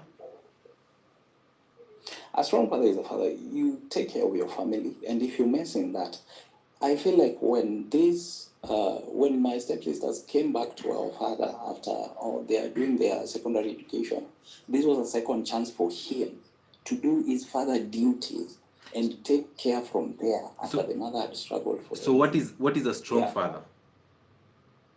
A strong father is a responsible father who takes care of his children. How? That is one of the things, but there is so much in terms of materially. So did you have a roof when you're growing up? Did you have a roof? Of course I had. Did you have food? Yes. Did your father take you to school? He contributed. Did he take you to school? I can say contributed. It's hard to say yes, because there's so much involved. I'm just trying to summarize. I can say he did contribute, because he's someone who chipped in later on. But he contributed, so he showed you in his ability as a tailor, he could actually show you the effort that, you know what, I wanted to go to school, and because you're my firstborn, I wanted to be better. You saw that, right? Yeah. So then why are you blaming your father? Why are you thinking your father is the problem, yet you don't have a problem? Why are you allowing all these shenanigans that are going around you to be your responsibility? Why don't you focus on your life? You took a decision to chip in to actually take these children to school. You remember? Yeah. Against your father's wish, because your father had, because he took you to school, even if he wasn't able to pay your school fees, he actually made sure that you're in school. He gave you food, he put a shelter on you and all that, and the basics were actually done. And of course, he had his weaknesses. That's why he ended up marrying 3 women. But that's not our business. Our business is you at 30 years old, with a wife and a child, with a good paying job. Why would you still complain about your stepsisters? You don't know what happened between your father and their mothers, or your father and your mother. And you see, at some point, your mother was trying to control you and tell you, know what, your father was the evil one and all that. But you see, that was none of your business. They involved you in their business, which did not make sense. But you still pulled through and became who you are at this moment in time. And imagine you have still held this resentment that, you know what, maybe my father is weak and this is what is happening here, because you already developed the ego that, you know what, now I'm educated, I know better, I am learned. You've developed that idea in your head. The ego is actually controlling you. So why don't you drop the ego so that you can actually see the bigger picture? Let me tell you, I understand what you're saying, and if I am to go with what you're saying, then this is what it means. For instance, the eldest daughter of this family, who is the first daughter of the second mother, if I didn't take her to school, her own mother had given up because she thought she's not going to afford. But because of the education I have and how I understand things in schools and colleges, because I've been there, I took her to school. I took that initiative. Why? Now, this is the point. When I took, let me just 30 seconds explain this. When I took her to school, after these girls cleared secondary education, they both came to Nairobi from where they lived in the village with their mother to go and do housework. They were mates. And when they were mates, and I couldn't just imagine my sister or my stepsister, as English makes it. I couldn't just imagine that this girl has qualified to go to the university and is doing maid. The other one has qualified to go to college and they've applied and they're working as maids in people's houses in the same city that I am in. Steve. And then I was like, I was even further okay with that fact, because Steve, it disturbs me a lot. you know what, Steve? And the first daughter, let me just finish. The first daughter was, for her, both parents were not even caring because the second one passed more than her. So if I couldn't take her to school, by now as we speak, she could be a maid. And then I took her to school. So if I have to go by what you're saying, then it means from today, I will have to shun them down. And that means maybe one of them, their schooling may end, or may they suffer, or they may, I don't know. Steve, Yeah. let me ask you a question. Would you want another man to come in and help you raise your children? I wouldn't want. So why are you doing that to your father? Do you think your father was stupid not to do what he has to do? Why are you feeling like you're so good that you must come in and step up as a firstborn? Why do you think there's this special thing about you that you need to help everybody around you so that you can actually bring the family together? Do you know your business is you? Okay, I'm interested in social issues and I talk a lot on social media. Listen, sir, Facebook. it's not about what you're interested in. You're interested in social issues, but look at you now. That means I would rather look down upon them. You're not looking down upon everybody. That is ego. Ego is trying to control you and tell you are in a better place, you can help others. That is ego. So you're not looking down upon everybody. You came alone, you live alone. You think these children are suffering because of you. They are not. They are suffering because of the evil nature of your father. And therefore they have to overcome that evil nature of your father. Do you have anger? One thing I always tell them is that I'm not your responsibility. So even if I don't help you, don't feel bad. Another thing you're saying that out of ego. You're not saying that because you mean it. You're saying that because you are hoping that one day you can actually get away of this black tax. And when that happens, you don't want to feel guilty. So you're not saying it because you mean it. You're saying it because you don't want to feel guilty when you do that. So this man to man, do you have anger? Yeah. Honestly, yes, sometimes, because I feel like, why would he do that? So do you think you have anger at your father?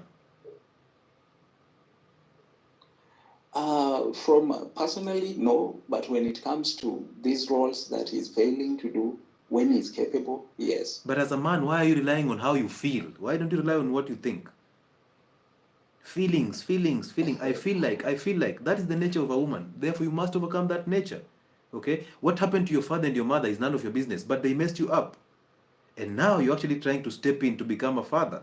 Now you're becoming a husband to your stepmother because you're taking care of her children. That's an evil way of doing things, brother. So you must overcome the evil nature inside you for you to see the bigger picture. And the only way to overcome this evil nature in you is to overcome the weaknesses of your father. If you don't, you will end up being in the same mess. You will end up marrying the second wife. I'm telling you, you're 30. No, I cannot. Okay. No, I cannot. You can say that now, and there are no principles in this life. You're either evil or good. There's nothing like principles. There's nothing like boundaries. Those principles are just imaginations because of ego. You think you've gone to school and you're into social issues and you have a degree or something, so you're thinking you know better. I cannot do this. But you see, you're resisting that. Whatever you resist, you become. And then you'll say, oh, you know what, I knew this, but I guess I don't know how I got here. It's coming. The point is, if I would have left, let's say, if that girl, for example, she would have been a maid, and as we speak, by then she taught her class in the college. That's not your problem. The point is, that's not your problem, brother. That's not your problem. It is not, but the point is, the point is, if I just sat and let everything be the way they are, I'm telling you for a fact, that girl would have been a maid right now. It's not a fact. It's not a fact. You're acting on emotions. You're acting on ego, brother. Listen. Let me tell you something. Yes. You see, like my bro, because now my mother has just two of us, and my bro, who is now my bro, he never gets concerned by what those girls, wherever they are. Actually, when we meet, maybe in funerals, events, they're just like, oh, you are here, I am also here. You're good. He's never there. He's never, because he's just living his life. That's the best way to live life. Why don't you live your life? Why are you meddling into your father's life? Anyway. Why are you? Do you need help or you want to live in your own hell? You seem to love your hell. Do you need help or do you need to stay in that hell?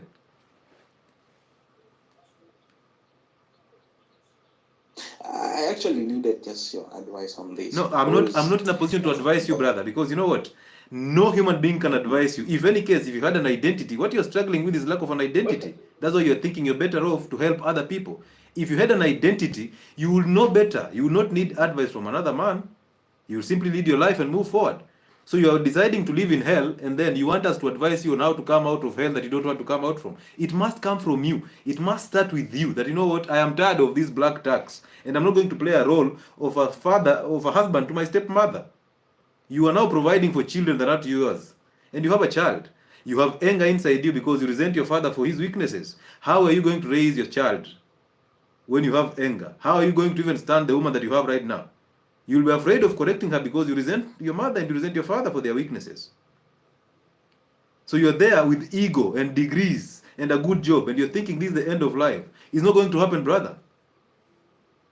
That is just ego. That's a paper. That's just a job, brother. How about life? Life is not about your job. There's a whole life about you that needs to be fixed.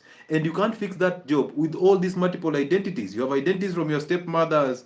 You have identities from feeling better than other people. You can actually come in to step in. You have false identities from your weak father. And you need to overcome all these false identities for you to see the bigger picture. So that you don't feel guilty by just living your life. So you've decided to step in to actually cover up the mistakes of your father, the weaknesses of your father. And that is actually getting you so weak. And now you're relying on your feelings, brother. That's not how life works. So therefore, one, you need to actually accept you are operating under the influence of ego. You are not a better human being. You don't have a better job. All these things are just a waste of your time. You're just an individual trying to live and cross life. So one thing you need to do, you must face your mother and overcome the nature of your mother inside you. Go and tell your mother, you know what? All that happened between you and your father and my father have actually made me resent you, and I didn't even know that. But now that I know better, I apologize. Allow your mother to respond, but not respond to her responses. Just allow her to just rot in her own hell. Move to your father and tell your father, all these things that actually happened when I was growing up have made me resent you. But you're my father, and you couldn't do anything about it because it was a weakness that was coming inside you, from inside you. So now that I know better and I've seen light, I apologize for resenting you for no good reason. Once you say that, the nature of your mother leaves you. Emotions will leave. Anger will leave. Ego will leave. Once you say that, the weaknesses of your father will leave you. And once those weaknesses have left you, you will know how to treat your wife and how to raise your children. You'll know how to actually operate in the world without having to think you're too special to help other people. At this moment in time, you're operating under the influence of this good guy. Brother, good guys don't do it in life. They suffer, and you will suffer. And you're suffering in your own health. That's the reason why you find the reason to be here, to seek advice. And if you had an identity, you will not be here seeking an advice. So my role is to point you into the direction of light. Your role is to do what you want to do. You can do what you want to do. You can do whatever you want to do. But I highly recommend that you actually follow that path. Go and apologize to your mother for resenting her. Go and apologize to your father for resenting him. And once you do that, you'll get your own identity. And through that identity, God shall reveal things to you on how to live your life and how to operate. If there will be help needed from you, you will get a revelation. You will not fall for what your father is saying, for what your sisters are saying, for what your stepsisters are saying, whatever. You will not fall for that. You will simply do what is right. So right now, you're doing things in the fallen state. You're in ego. So die from that ego by actually apologizing to your parents and overcome them so that you have your own identity. And through that, you will know how to do things better. It is a spiritual battle. You cannot win it with the check. You cannot win it by thinking you're so good. You cannot win it with an education. Spiritual battles have to be won through spiritual aspects of life. So I highly recommend you do that, but you can do what you wish, brother. Does it make sense to you? Yeah, it makes a lot of sense. Somehow, so my issue has just been not knowing what to do. Yeah. But now I take your advice. Amazing. Brother, and it will open up to you, bro. I'm just looking at life is going. The truth is, yeah. The truth is, it's not going to be easy when I start practicing it, but I'm going to try it because, of course, they know that when I need help, I'm going to big bro all the time. I want you to listen to me. That is not your thought. That is not your thought. That is the devil trying to tell you. He's trying to tell you to overthink. Okay? That's the devil trying to control you through your imagination. Oh, they will feel bad because I've dropped the help. Or maybe my father will hate me because of this. Or my mother will not understand when I'm coming to her telling her I've resented her. That is not your business. Your business is to overcome them. Once you overcome them, you will not even care about what the noise that will be coming around you. Trust me on that, brother. Yeah, actually, while helping them, yes. I have had not to. Someone like my mother, this is like the second woman who she feels came and destroyed her marriage and whatever. So she never wants me to help them. So one, for me, I operate from my own mentor or whatever. I do things the way I think they're best. And that is why my mother never liked it. When my father didn't like that I took those kids to school, I still operated on my own. And that was the first time that now I got angry with him. And because I have never, even my own mother knows that the person I like most, when they separated, I went with my father and refused. My mother tried to take me, I refused. I was with my father for all that time. And they both know, like for me, where I am right now, where I stand, my father cannot tell me, do this against your mother, or my mother cannot tell me, do this against your father. They know that I have my own mind. And that is it. So you can imagine you having your own mind, and then inside you having the spirit of good. What a combination, brother. What a combination. But right now, you're worried about the black tax because you're afraid now you have brought in a child, and you have to take care of this child. So the bills will become more. And now you'll suffer because now you'll have to work so hard to make more money so that you can actually cater for these bills that are not your bills. You see? So don't allow... Like, right now I would be far, like I would, if I have to look at the expenses I've incurred from the time that she went to school and the other one, I would have invested or I would have had some good savings, but you see, it's just an expense. The past is gone, the future is not there. You have now. Focus on now. You actually better now. So don't focus on what happened in the past. Don't focus on what is coming in the future. You focus on now. Do what you have to do now and do it now. You deserve better. Go and find your identity from those parents. Once you get that, everything will align the way you want it to do, brother. But you must get that identity. I wish you well. Thank you. You're welcome, brother. Nice conversation. Thank you, man. I appreciate. Ladies and gentlemen, I tell you these things every single time. Listen, there was a time, I told you this story, when I started working and I was getting money, I used to send money to my father and then my mother.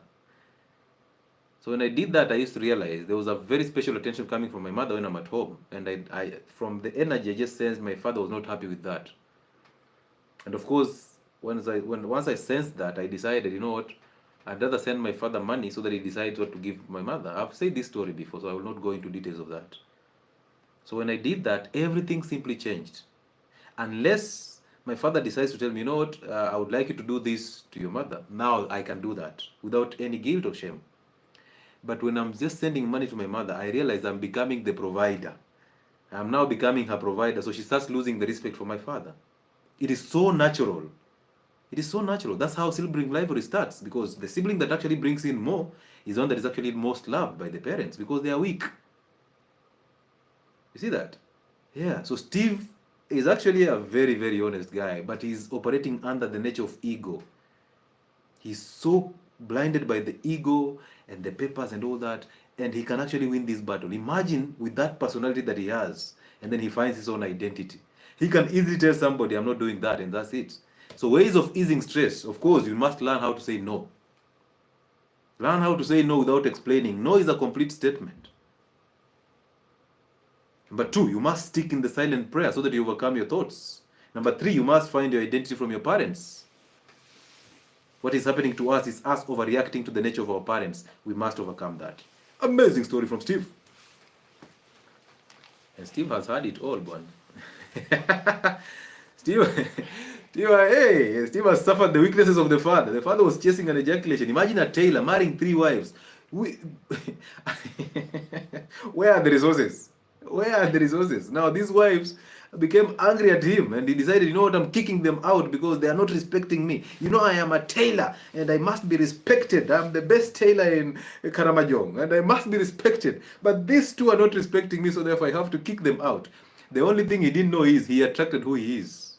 So he was unable to look into the mirror and see, these women are actually the image of me. So he was trying to command respect where respect is supposed to be earned. It's not supposed to be commanded. You cannot force somebody to respect you. You simply do what needs to be done and people will respect you naturally. Leah, how are you? Oh, is it Leah or Lydia? Hey, Lydia. Let me read some comments here before I talk to Lydia. Nowadays, this is Mudoni. Nowadays, when parents realize there's something you can be able to do for your siblings, they leave everything to do. They will even ask your siblings to call you when they ask for something from them. Trust me, the moment you step in, you make a mistake when you step in as a father, as a provider. That's the moment you made a mistake. You decided to step in as a father. Now you became a husband to your stepmother. And now everybody is treating you as like a god. They are saying, oh, you know what? Hey, we have to, Steve will come in through. They will go into prison. They will do everything wrong. And they will say, Steve will come and get us out of prison. See, Steve akona kazi. He has a good check. He has a good heart. Oh, Steve. And then they will massage your ego. They say, Steve is a good guy. You know, Steve. May God bless Steve. They don't have a blessing to give you because they have love. Now they're just using you and then coating with emotions. Steve is a very good guy. Oh, you know, Steve, if you need anything, just call Steve. If you open a WhatsApp group for Urasho, just call Steve. He'll do something. If you have a funeral you need hears from, he will organize. Steve is in Nairobi. And do you know people in the village think people who are in Nairobi are making a lot of money? And your village people, your relatives are so entitled to your money. And possibly if you told them you have this type of job, they've even Googled and started in their heads, they are scanning how much is his paycheck. And now they budget your paycheck. And the mistake is not theirs, the mistake is yours because you stepped in and showed them, I got this. I am the firstborn. I can do this. Now when the responsibility is actually coming, you are unable to handle it because now, firstborn, yeah. Don't step up for your father. It was his mistake. He has to deal with that. And everybody has to find his own way anyway. All right, let's do this for the last time and possibly 1 or 2 people and then we call it a night. I have listened to Kenyan celebrities and how everybody is going for therapy. I assure you, here it's free therapy. You only need to buy bundles or pay your Wi-Fi. Uncle Chile is a therapist. Amazing. That is coming from Jenny Doreen. Amazing stuff. You become what you resent. Very powerful. Looking within is very important. Yes, your real world is inside you. There's nothing outside you. If you have anger, things that are outside you or people outside you will trigger you to exercise that anger. So therefore, you can never get angry if you don't have an anger inside you. If you have anger inside you, it's easy for you to be triggered. And as I summarize this, I'll give you a good way of actually approaching life. A very beautiful way to approach life. You will love it. Jesse, are you there?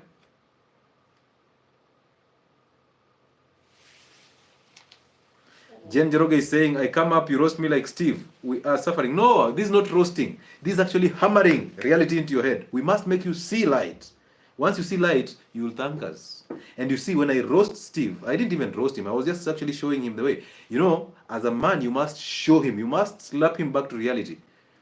Okay? And there's ego coming in, so you must humble the ego a little bit. So that is not roasting. That's actually trying to show him light, and he actually saw the light. I hope he can actually practice that, and he will come back with the results. You will see it. Truth has no simple way and soft way to bring it out. Yes, Jesse. Jesse, are you there? Jesse is in Katonzweni or something. Jesse, you don't have internet. So let's finish this up.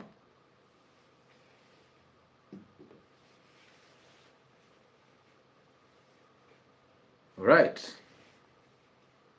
So ladies and gentlemen, you can ignore everything we've talked about on this live, but do not ignore that your identity is number one on the list of priorities. The moment you start thinking you need to please people, the moment you start seeking validation by posting pictures so that you get a like, the moment you start thinking that you are a better person so that you can actually now start helping others, you are operating in the evil nature, so you need to overcome it. Now, today I've not even run any advert on this platform because I want you to get this, but I'm going to do this. On the 15th of this month, we are running a weight loss program that starts, that's 15th, right? Next week, right? Yeah. So on the 15th, we are running a weight loss program, a 3-month weight loss program. So if you're intending to join that program, simply send our sub message on 0707 07 47 22. That is the only thing that I'm going to advertise today. 0707 07 47 22.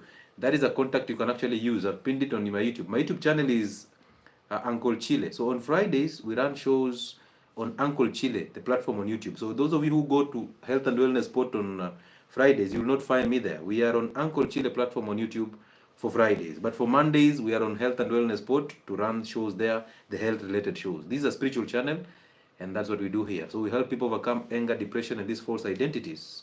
So you can use that same contact to book an appointment with us, either online or the physical consultations that will start at the end of this month, at the last week of this month and the first week of next month in Nairobi. So use that contact 0707 07 47 22. Let's have these conversations and let's change your life for the better. And also let's learn from you, right? So yeah, it's amazing. All right. So I see these people have gone. Now let me help you deal with something here. I've taught you a silent prayer. Go practice it.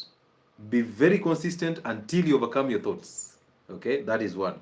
Number two, I've taught you something about false identities on how to overcome them, and I will keep teaching you that because I know how identity problems are actually coming in to overtake people. So if you're on YouTube, the only thing you can do for us is to like the live, because I would like that live to get to more people. Because the same people who like this, who are suffering out there would like this type of information to get better. It's actually life-changing, trust me.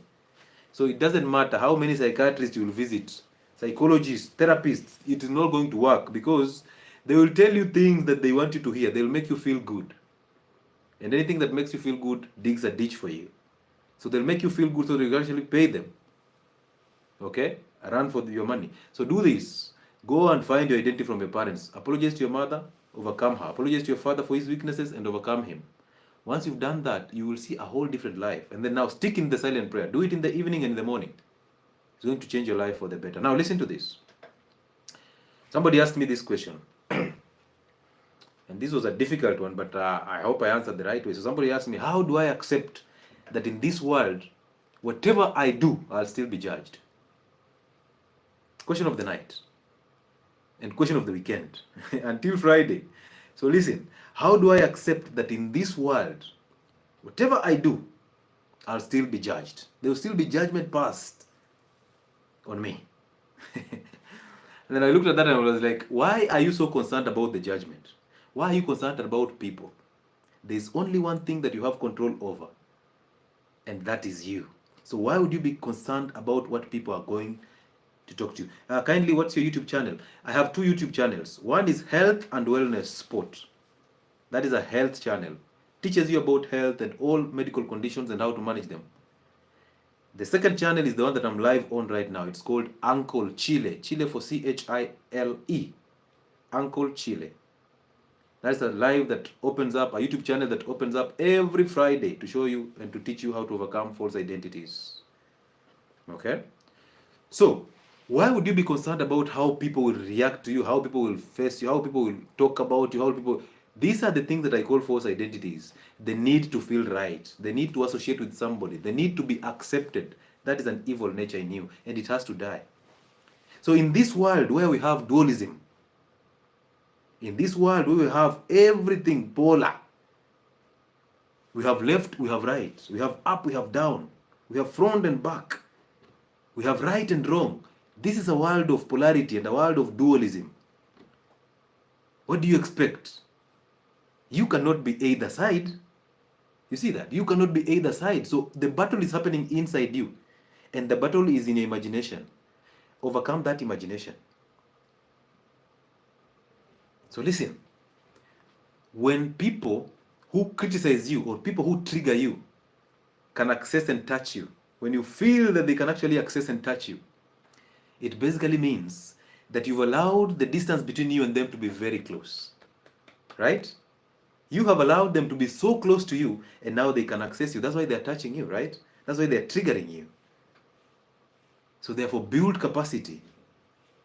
Life is like that mountain. So you start, all of you are at the mountain bottom, at the base of the mountain. All of you are there being, triggering each other, touching each other, and behaving like crazy people, like these demons, touching each other and actually upsetting each other at the mountain base. But when you realize that the real battle is happening inside you, what do? You start to climb the mountain and you start to up the game. And as you climb the mountain, the distance starts becoming so bigger that they cannot touch you anymore. And now they'll watch you climb, and as they watch you climb, they'll try to bring you down, but because they can't touch you, you'll keep going up. And when you get to the top, you're looking at them, you can easily see them. You can easily see them trying to actually reach and access you, but they can't. So it's you who has control over them. But your problem is, you love your hell. You want to be at the bottom, but behave as somebody who is at the top. You don't want to up your game. You don't want to actually shun the nature of evil and go up. You just want to be here because you love company. Misery loves company. So you want to be associated with these people who can touch you every time. You want to have a good life, but you are seated here thinking what is good from these people. These people are actually dictating what is good to you. So keep moving, keep climbing. And as you climb, you elevate yourself. And as you elevate yourself, all these people, the distance becomes so big, they can't touch you. Some of you wonder why there are comments that I don't respond to, but there are others that I whip you so hard because I see you coming and know this one is going somewhere. I hit you hard. Some of you ask me, how do you withstand all the hate? I don't see hate. I see people at the bottom of the mountains trying to struggle with identities. So how do I respond to their identities? If some of them decide to up the game and reach my level, we will have a conversation. Right? We can shake hands and say, you know what, you did good. That mountain was not easy. Look at those guys down there struggling. But the weird part is, if at all you see me doing better, it means you're doing worse. So the problem is you, go fix yourself. Don't always be there trying to criticize everything. You simply elevate. As you elevate, these people that you're thinking are making you angry. They will be a non-issue. People are a non-issue because you have decided to be also a non-issue. So all of you are struggling with the false identities. Overcome your mother. Go and tell your mother, you know what, I have realized I've been resenting you and I know you are not perfect. So I know you are operating in a fallen state. So now that I know better, I can't resent you because resenting human beings only makes me worse. So now that I know better, I apologize for resenting you for no good reason. Do not care about what your mother will say. And your mother has no ability to forgive you because she's in a fallen state and human beings cannot forgive. Do not even tell us how you love your mother because you don't. By the time you're thinking that you love your mother, you don't. You are just having these illusions in your head, imagination. Because human beings don't have love. Don't expect love from a human being. Love comes from God. So if you know God, if you uphold the truth, if you seek ye first, the rest shall be added unto you. God knows the type of partner that you deserve. You don't know what you deserve. You think you know what you deserve because you've been raised to know that you deserve this type of person. That's why you're seeking a type of person every single day. You're seeking love from people instead of seeking God, who is the home of love. And you're seeking love in a fallen state. So you're seeking validation. Oh, people love ego. People love ego. People love being massaged. They don't want the truth. They don't care about the truth. So you climb the mountain, elevate yourself, and allow us not to be able to reach you so that we cannot trigger you. But you can't do that without an identity. So go change you. You can do whatever you want to do, but I highly recommend that you keep elevating yourself by climbing the mountain. Either way, you will have to climb it. Unless you love your hell, unless you love being angry, unless you love being insecure, unless you think overthinking is actually natural, it's so unnatural. You see that? Unless you think that you being emotional is very natural. You know, I am naturally emotional. I like to overthink. That is my weaknesses. You are accepting the weakness, but you're not accepting that you're actually evil and you have to die from that evil nature to resurrect in the good. So most of you love their hell. And you're thinking, you know what, I can live on hell here and then later on, I'll go to heaven. Which heaven? Heaven is inside you and the kingdom is inside you. Work on yourself. Continue working on yourself and do the silent prayer. Do not forget that. All right? Amazing. Amazing story. Finally, Jen Joroge has found the confidence to come over. I'm winding up now. If there's any question you need, you can put that question. And kindly, please, join our Telegram channel. It's called Health and Wellness Sport on Telegram. Just go on Telegram and search my channel. You'll find it there. Join there. There's an amazing conversation there. Matthew 6:33. Amazing. Esther Ayuku, you know it. Yes, Jen Joroge. Doctor, how are you? There's somebody, all is well. Somebody has asked me a question here. What about resenting your partner?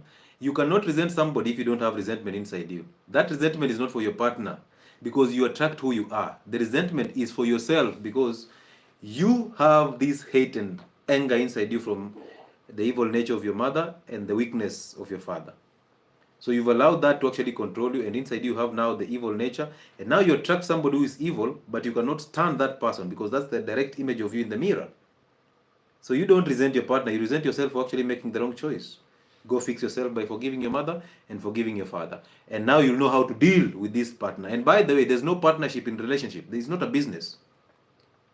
If it's a marriage, it is ordained by God. Therefore, if you get there with false identities, you will resent the one that you have.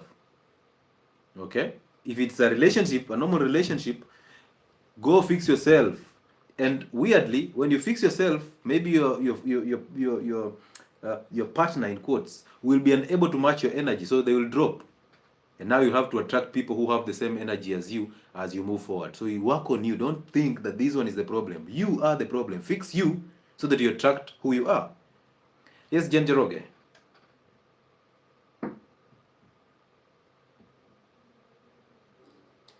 Yes, Daktari. Now, I could be close kidogo to Steve, Okay.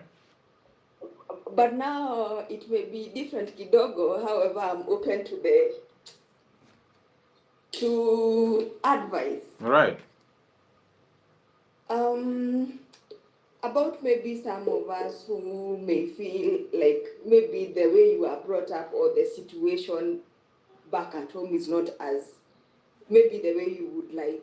So how were you brought up that you didn't like? No, like, let's say, how can I explain it now? Like, financially, yeah?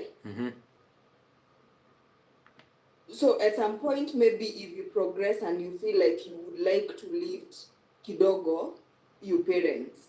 Okay.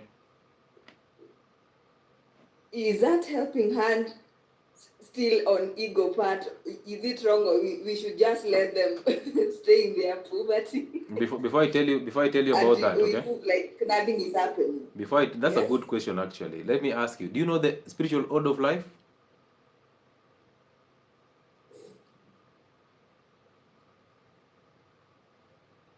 Yes. Tell me about it. What is the spiritual order of life?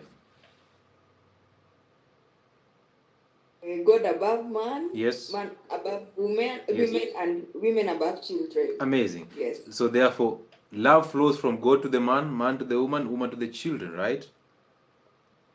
Yes. And the love of a man to the woman is provision, protection, leadership, right?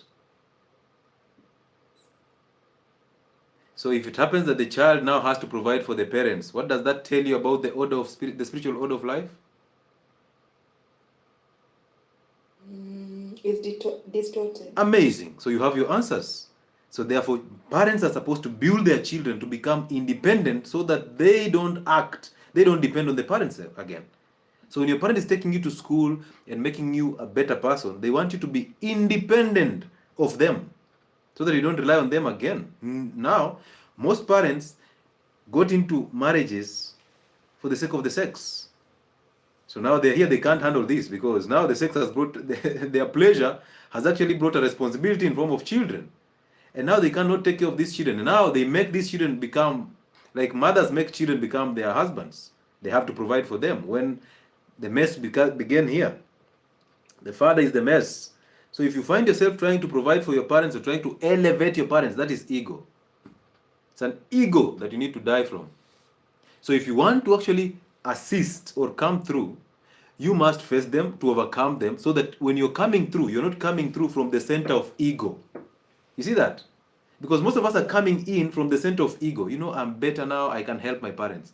So you're just trying to win off the guilt so that people don't say, oh, you know, Jen is doing well and her parents are suffering here. You see that? So it's all ego. There was a time Kibaki was the president and the sister was actually in the village trying to shona you call them viodos, right? And people were like, kwani Kibaki haezi ona sister yake amsaidia hata kazi mahali, he's the president. This guy never gave a damn about what was happening because all of us are just on the one path. We have to deal with what we are dealing with. You have more demons than them possibly, and one of the demons is them being inside you, so you must overcome them. So you must face your mother and overcome her, and then face your father and overcome him, his weaknesses. Once you overcome them, you will now know if you're coming in to assist is not coming from the center of ego and guilt. But at this moment in time, in the fallen state, it's coming in because you're still feeling guilty that maybe I've made it and these guys are suffering. People will see me bad. So it's coming from a center of guilt and from a center of ego. Therefore, you must overcome those two. Sure.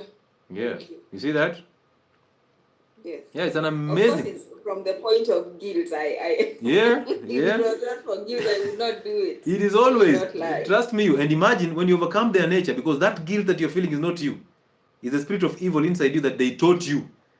So once you overcome them, you might realize you will not even help them. You might not even help them and you'll never feel the guilt. Because everybody has to survive. You see, the rule of the jungle. Everybody has to survive. If you decide to chip in to help your parents, it's not because you're feeling guilty or it's not because you have ego, because you've actually made it. No. It's because, you know what, I'm guided by the spirit that lives in me, the spirit of good. So I have a revelation to actually assist my father. So you'll assist your father and then you let your father do what he has to do to your mother, because your mother is the responsibility of your father. All right, thank you. Amazing, amazing. Thank you so much for coming through. That was perfect. All right, ladies and gentlemen, I appreciate all of you for being here for the last 2 hours and 23 minutes. Imagine that.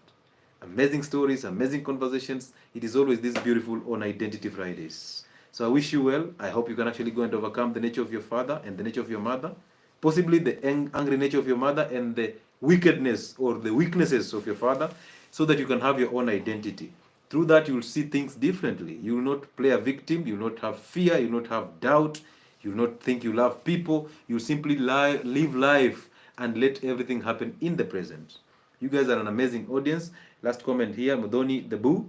Mimi nikijua the Kikuyu word or Kiswahili word for resentment. You don't need to know any word for that.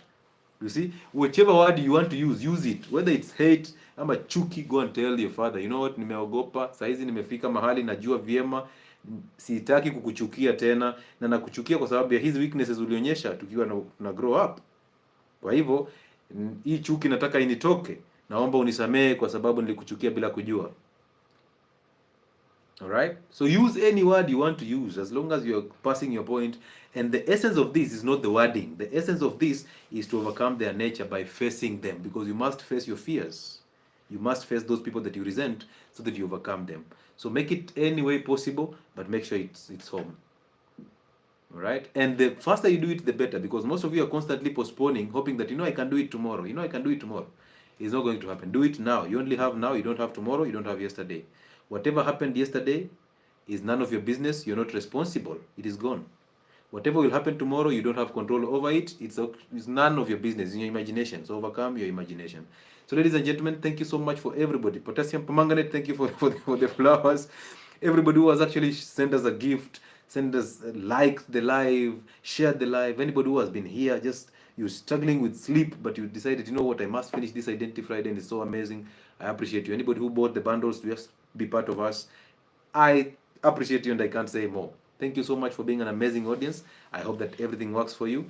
You deserve better, and better shall come your way. Have a good night, have a good morning, have a good afternoon, and God protect you. Let God protect you.